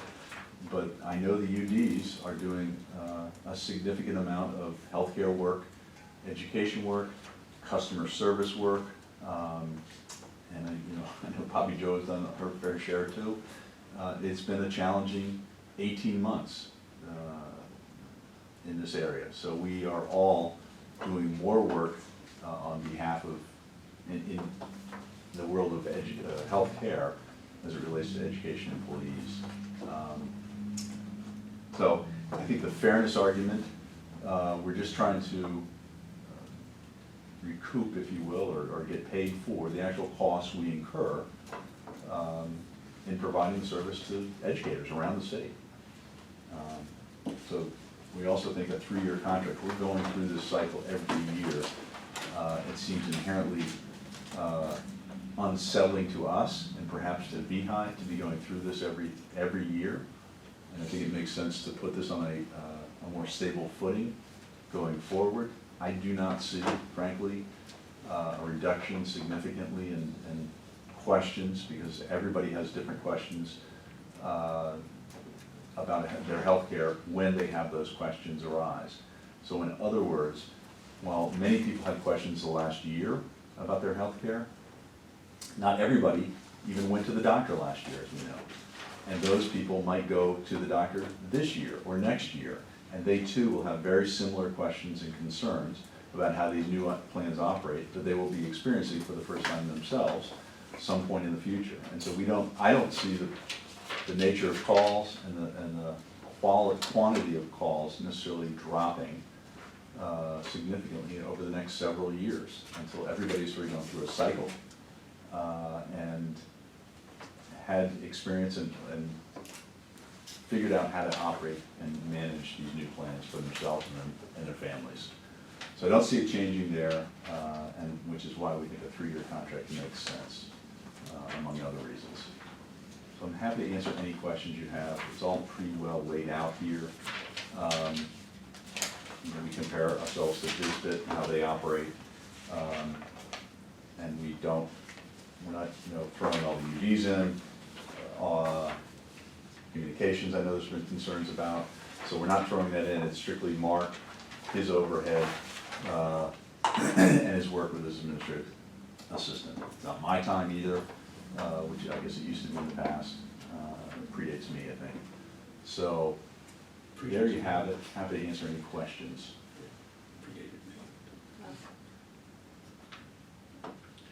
Are there any questions? Yeah, I didn't write fast enough, Jeff, but you said you keep your time for, who is it? U.S. Department of Labor. Oh, I did get it right, good for me. And that's where you came up with the 95. Goes on to our LM2. It's all sort of That was part of good the enough federal for law. me, I just Yep. needed a frame of reference. Don't use highfalutin terms And, for that. and does that differentiate time for VEHI as distinct for time from Vermont NEA? In all cases, no. I mean, for the For- purposes for people providing services to VEHI. You know, when I look at Mark's timesheets and you know, he's going to a VEHI meeting or meeting with Laura or going to DFR with Laura or Bobby Joe or something, that's what I see. So the answer is yes, it is. I will also say that he's not working a standard 40-hour week. I totally understand that. And I'm sure everybody here Does knows. anybody- We all do. Do a He's 40-hour not punching work the week? clock. What is that? So that's the estimate we've done based on his actual time submitted. And could you share that with us? I'm not sure I want to. I'm not sure what other confidential information is in there, frankly. Understood? But I'm happy to look at what I can give you. Okay. I mean, it's you know, I don't, I'm not gonna give you Mark's timesheets because that may have confidential, you know, That's fine. spoke with a I'm just- member here, yep. a person there. I alluded to this in my earlier comments and want to talk about that in the context of the framework for evaluation and feedback. And say that I just am not seeing evidence in my work as a member of the board or in the eval of that time. And it would be helpful to see that, and it would be helpful to be really clear about what's VEHI work and what's Vermont NEA work, because as I said earlier, sometimes I wonder if there's a belief that if it relates to health insurance, then it's VEHI work, but it might not be VEHI work, depending on what the actual work is. You know, a concrete example is if it's working with UNICEF directors on informing them of the healthcare plans to inform negotiations, that's not VEHI work. A meeting that's just for union members is not necessarily VEHI work. And again, I'd like to talk more about employee education and see if we can move from being reactive and being problem solvers to being proactive in educating all of our employees in terms of what's in the plans, how to be a good user of the plan, what's premium, co-insurance, copay, deductible, how to get the best deal on your prescriptions, how does the telemedicine thing work? I think there's a lot of room for us to improve in that area, and would love to talk about ways for that to be prioritized, perhaps above other things, including problem solving, in our service agreement. So that's not specific, well, It also doesn't, I mean, I don't disagree in particular, other than that we've already decided not to change the scope of services. I know. So, okay. only I to get give us a year to talk about it. We're- That was my theory, is that we'd have a whole year to talk about We're it. in agreement. You know, the other thing I didn't mention here, and it comes up, and Tricia's point is, I think, valid, but the challenge we have is a lot of the stuff blends over, and it's not clean, and I would say, for example, Act 46 has driven conversations in our office about healthcare that are dealing with schools, school governance, and they necessarily, very lately have involved issues of healthcare and governance that are intertwined. And that is education for all, not just members. We try to push that information out to whomever we can get it out. I mean, frankly, I think some people who haven't experienced or used healthcare over the last 18 months might actually say we've changed health plans, staggeringly as that may be. Some people don't even realize we've changed plans, if you will, because they haven't used it, and they just still see something coming out of their paycheck on a monthly basis or whatever it is, and we're trying to get that information out. And like anything, it's 7 or 8 times before people actually register information. So somebody might say they don't know the information, haven't received it. We probably push it out so many times in so many ways. I can't help that, or we can't help that, but we're trying. Well, we should talk about how to deal with things that feel blended. You do a lot of that. Yep, absolutely. We're having this Mark, you look like your hands almost up. Right. Oh, Yes. Right. I get double that. I'm really quite happy to have a conversation about education and about my role in it. I think it's important to say that it is not simply my responsibility to educate people about VEHI healthcare plans and cost sharing and intersections with TPAs and Blue Cross Blue Shield of Vermont. I'm more than happy to carry my weight of that load. And I think, and I hope my colleagues from the management team would attest to that. I would also say that if you go back and look at 2016 and 2017, 3 members of the management team accrued thousands of miles of travel around the state, doing nothing but educate union and non-union members, school boards, bargaining teams. It was a epic responsibility. And quite honestly, there has been nothing like it in my life as a union advocate. And 2018 looks different than 20. He's just comparing roles that he did. I was like. There's nothing. You took umbrage at the word union? No, Why? I thought you were describing your work as the union advocate, and that was the point. Right. It is- No, you're yeah. comparing. But But that's I not. understand Yeah. that. Yes, I understand. Yep. No. I understand. So- I did the same thing. 2018 looks really different from 2017 and 2016 because we encountered a host of problems and issues we did not anticipate encountering, at least not to the degree that we anticipated. And consequently, we have had to adjust our workloads and our expectations and our materials to deal with what is right in our face at the moment. So, again, the question of education and what that means, for whom, and how it's delivered and when, those are very complex questions. And they have to be contextualized, both prior to 2018 and post-2018. And so let's have that conversation, right? And let's not, there are a lot of assumptions and statements made today that I think are, again, respectfully, just not correct or exaggerated. And I think it's really helpful to look at where we've been over the last 3 years and what we've done or not done, that brings us to this particular point. The other thing I would like to ask as a favor, Tracy, is that I would like to have a copy of the statement that you read from today. I can't take notes as fast as you can read.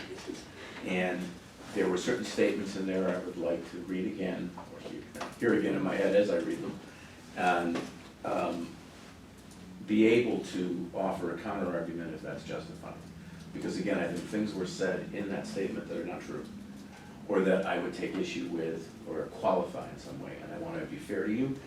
And so I won't do it today in the interest of time, but I'd like to have the statement that you read so that I can, or we can respond to it as a management team if that's warranted. My statement is on video. I did not follow what I wrote exactly. Okay. Yes. Mark, thank you. Jeff, thank you. Are there other questions?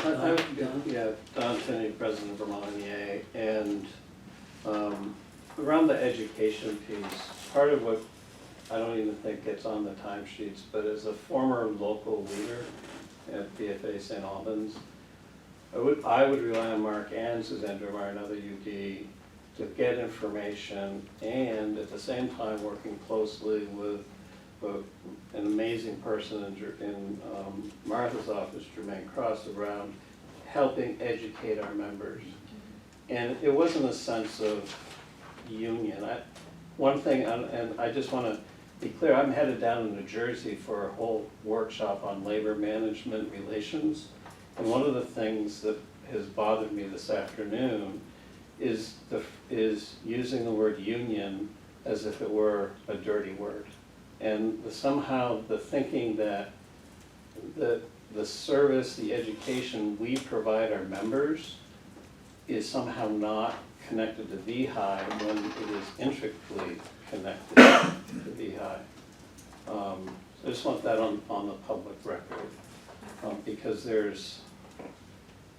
there are not enough human resources people in the school district around the state to manage what we all collectively manage. And that is much of what Mark has spearheaded and has supported.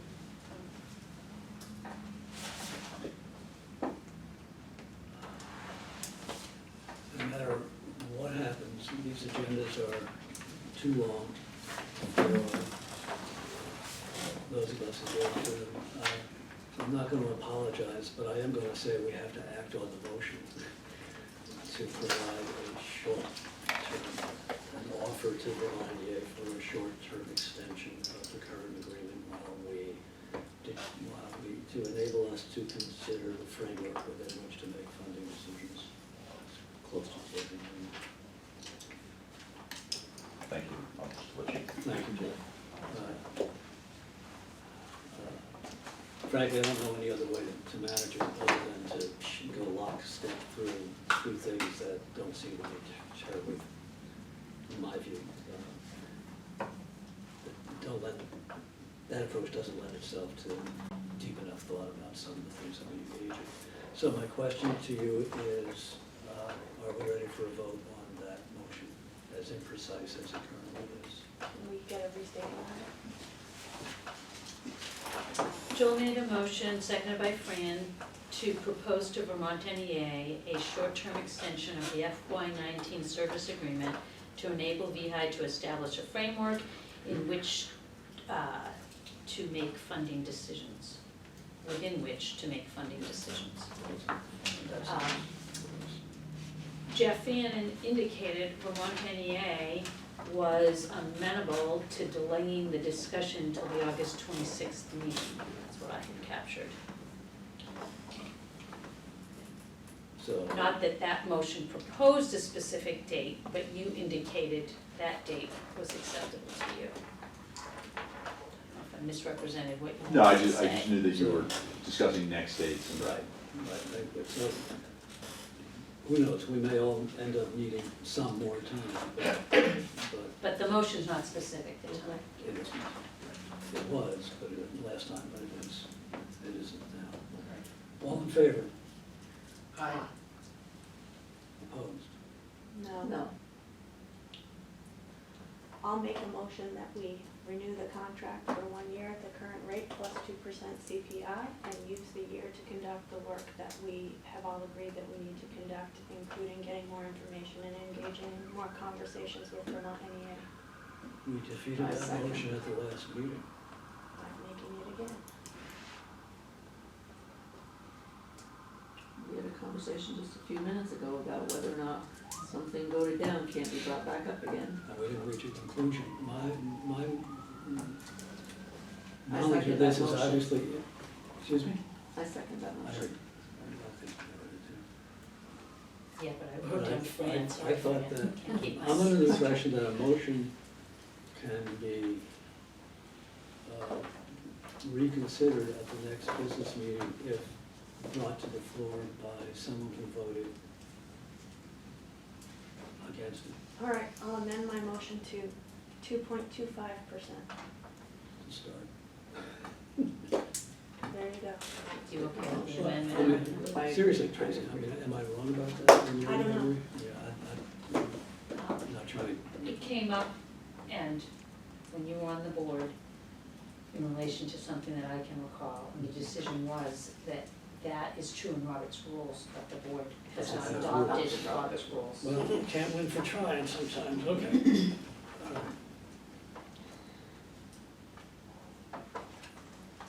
So there's a motion for a 2.25%, see if I got this right, cost of living increase on the current amount for 1 year to allow time to consider all of the issues raised. So is the import of the motion that if we don't approve it, there will be no service agreement with Vermont EA as of July 1st? Is that the intention? I believe that what Laura said was that absent action to cancel it, we would continue to honor the current agreement unless and until it was revised. That was her All right, so understanding. let's make this explicit, folks. There's a motion to renew the service agreement with Vermont EA plus 2.25%. In the absence of that motion passing, we, VEHI, will, I'm hesitating because Vermont EA is a party to this, needs to be a party to this. VEHI will continue to administer a relationship with Vermont EA in accordance with the provisions that are in the current service agreement until such time as we figure this all out. That was what you just added to that? I didn't add it, but Oh. that's my understanding of what would happen. That is our understanding? Okay, Can I sorry. get an amen to that somehow, so that Well, we can that is face my it? understanding as president of VEHI, that I'm gonna continue to administer it unless you direct me otherwise, Okay. according to its current terms. That's my judgment based on everything you've done over the last few months. Okay. You can stop me from doing it, but if you don't stop me, I'm directing Chris to continue to pay Vermont NEA at the current rate until you take different action. All right. Okay. Because I have heard no one here indicate your intent to not continue a relationship with Vermont NEA, so that's informing my judgment. I understand. Just don't want us to face any of us coming back at us and saying. Well, you come back at me. There's no comment. All right. Is there anyone want to speak against the motion? I think that Jeff made a valid case and he cited data that you folks had asked for, and so I'm not going to support a 2.25% increase. I know you cited CPI, I think you said, but I'm not gonna support that. I think that I wanna explore this more, so.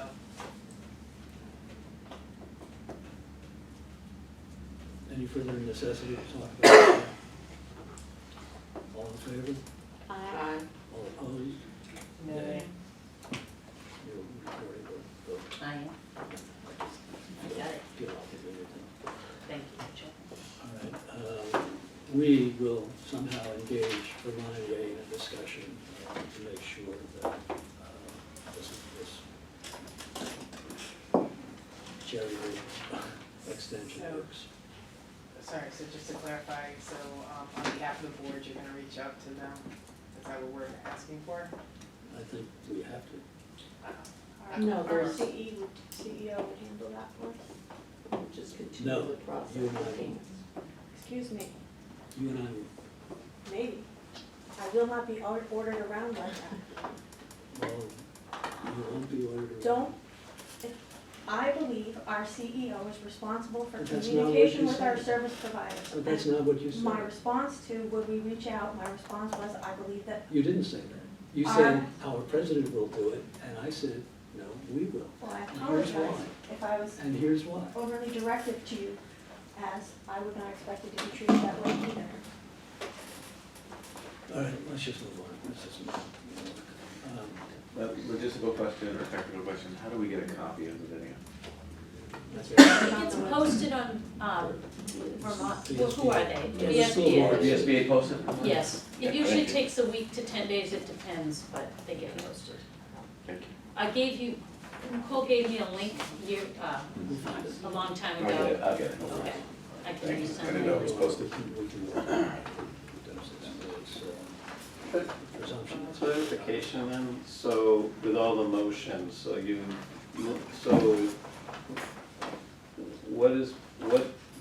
have not taken any action on our proposal. No, that's correct. Okay, so our proposal is still our proposal. That's correct. There's no, and there won't be a motion today to consider our proposal.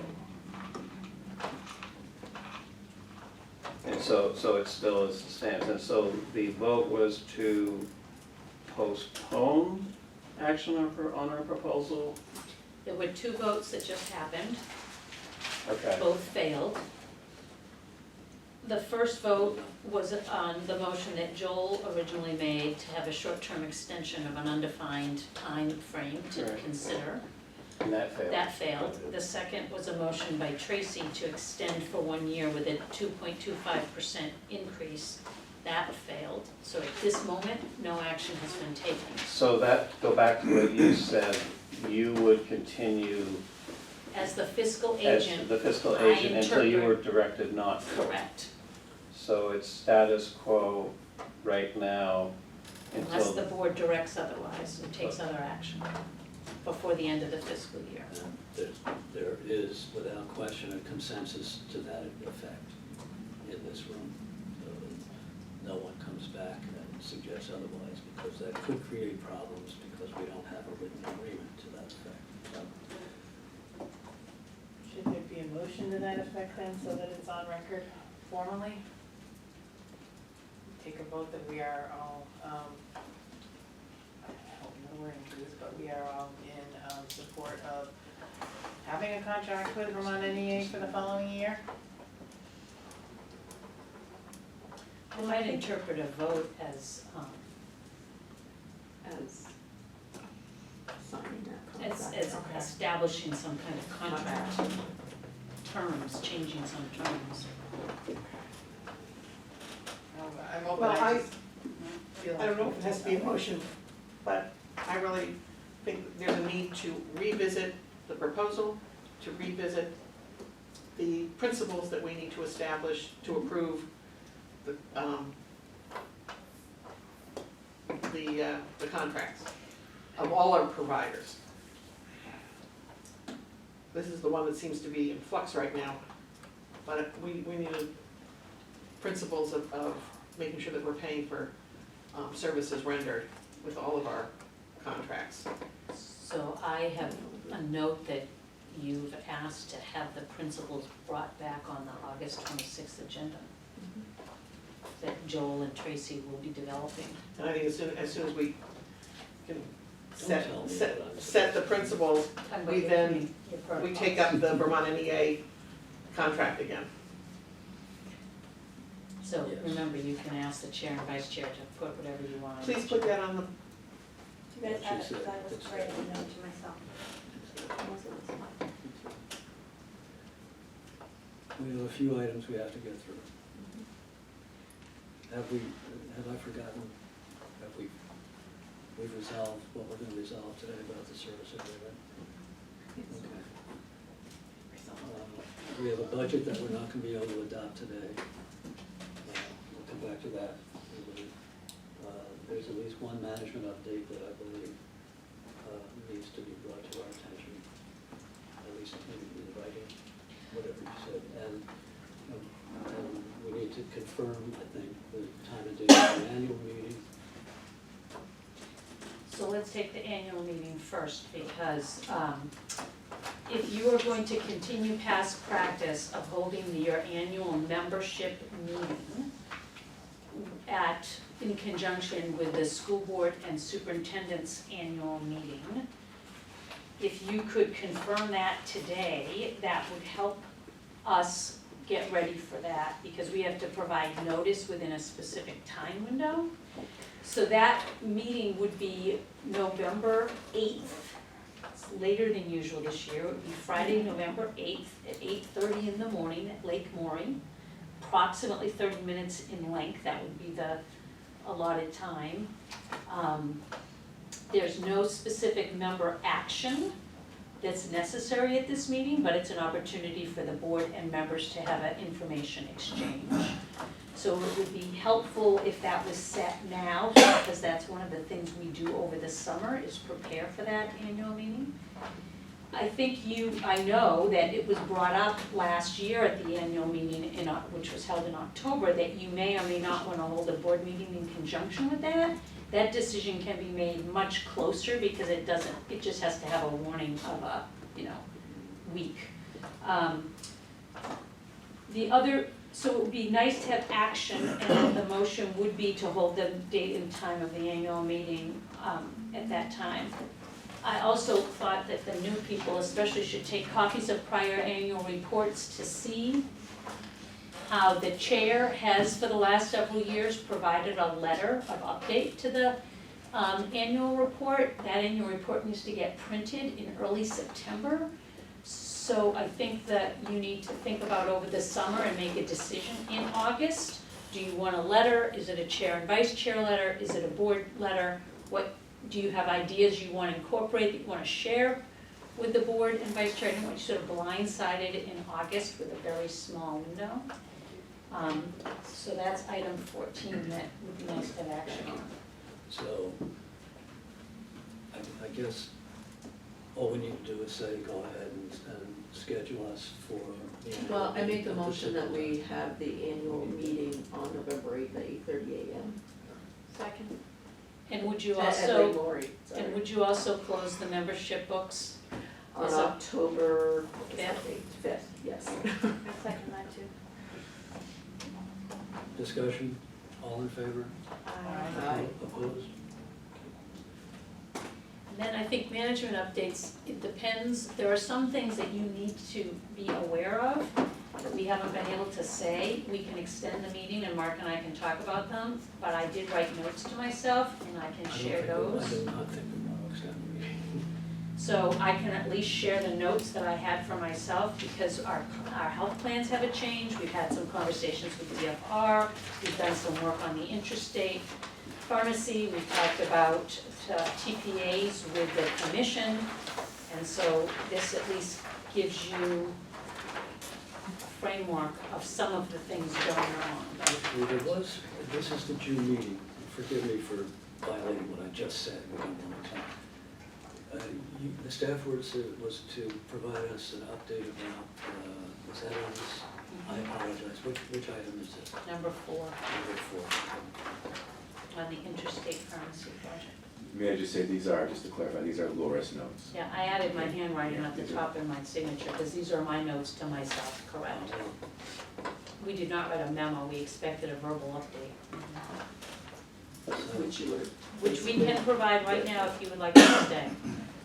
Well, what is the, I'm particularly interested in that because we talked about it as a board, so much, so. Well, Mark should have the floor if there's gonna be a verbal update. Okay, but Martha, what's that? We're gonna extend the meeting, can I take a 2-second bathroom break? I'm sorry, I'm really. Yeah, This is of course, I mean, what am I supposed to say? Right. No, you have to sit there, right? Okay. I'm really sort of sorry about that, but this has obviously been specific items We're- noted for this meeting. We're tabling the budget, we're tabling Act 11, we're tabling the retreat.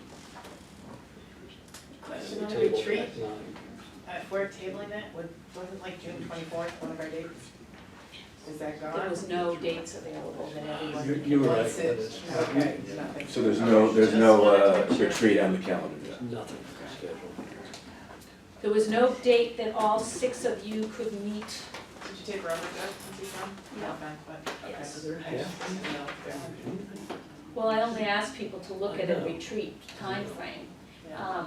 There's a list in your packet of retreat potential items. Yeah. I think frankly, one of the challenges of the retreat, in addition to dates, is a facilitator that's gonna help make that time useful. Continue on to it. You guys know what we're talking about. I'd be happy to do it. I have the chart paper already. We have a whiteboard downstairs, John, you don't need to bring the chart paper if you mean here. I left The your idea whiteboard. was we're, There's a whole wall. Should we consider lengthening our meetings? billboard.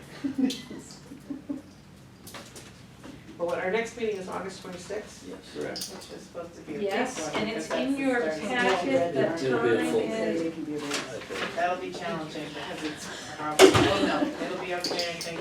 It's just. so I have it for 4:30? It's in yes. service. Is that for? Okay. I was that already. Yeah, I didn't even think of that. starting school. I must. So how I late can do you wanna imagine go, what you starting at think. 4:30? 4:30 was, I forget where Mark, that don't be time. sorry. Okay.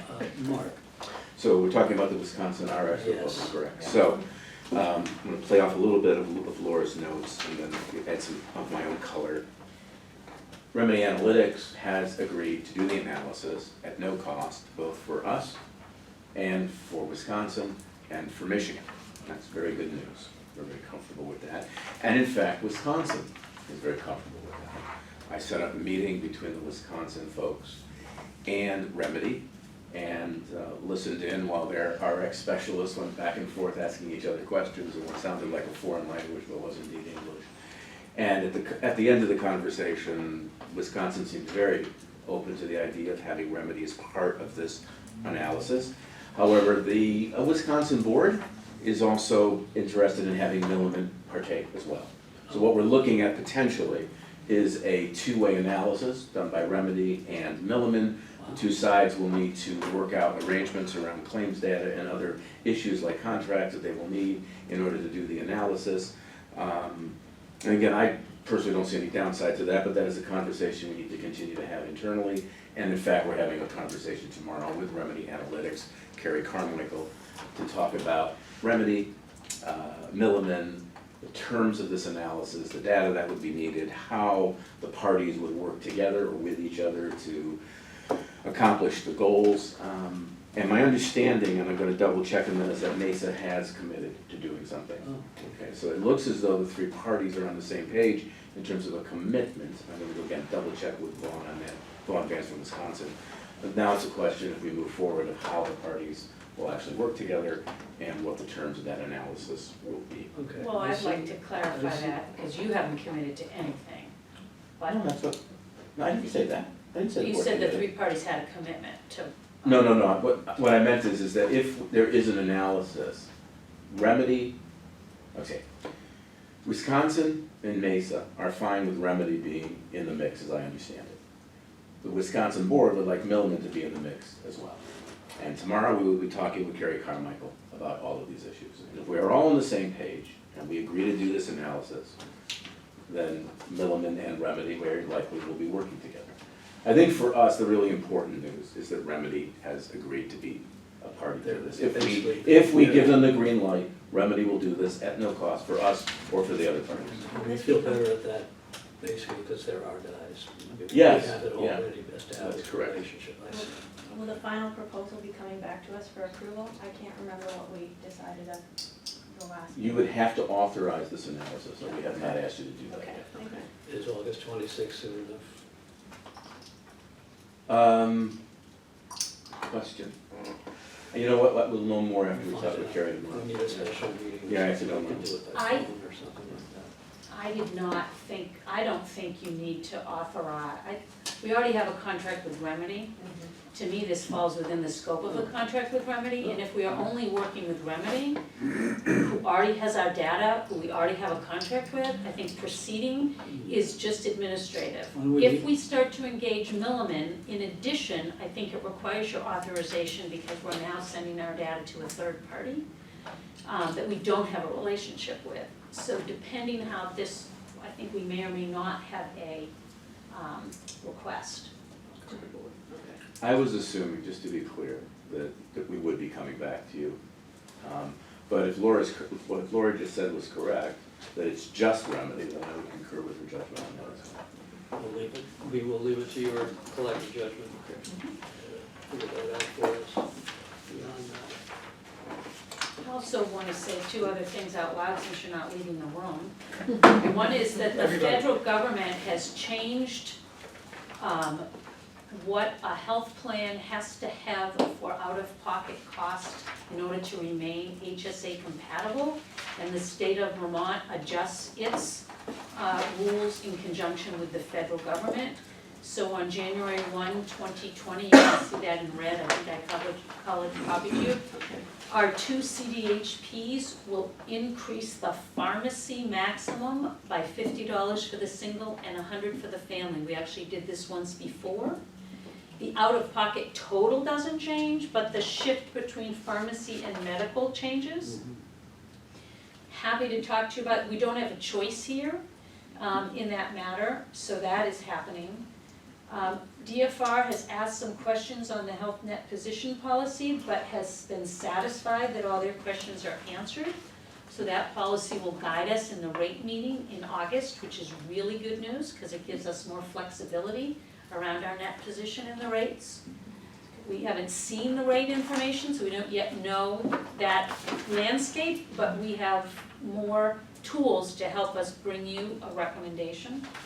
And the other thing I wanted to say out loud was that we will be exploring this summer what role VEHI and Blue Cross might be able to provide around TPAs in light of the commission coming into existence, whether or not, what an RFP might look like to sort of vet TPAs.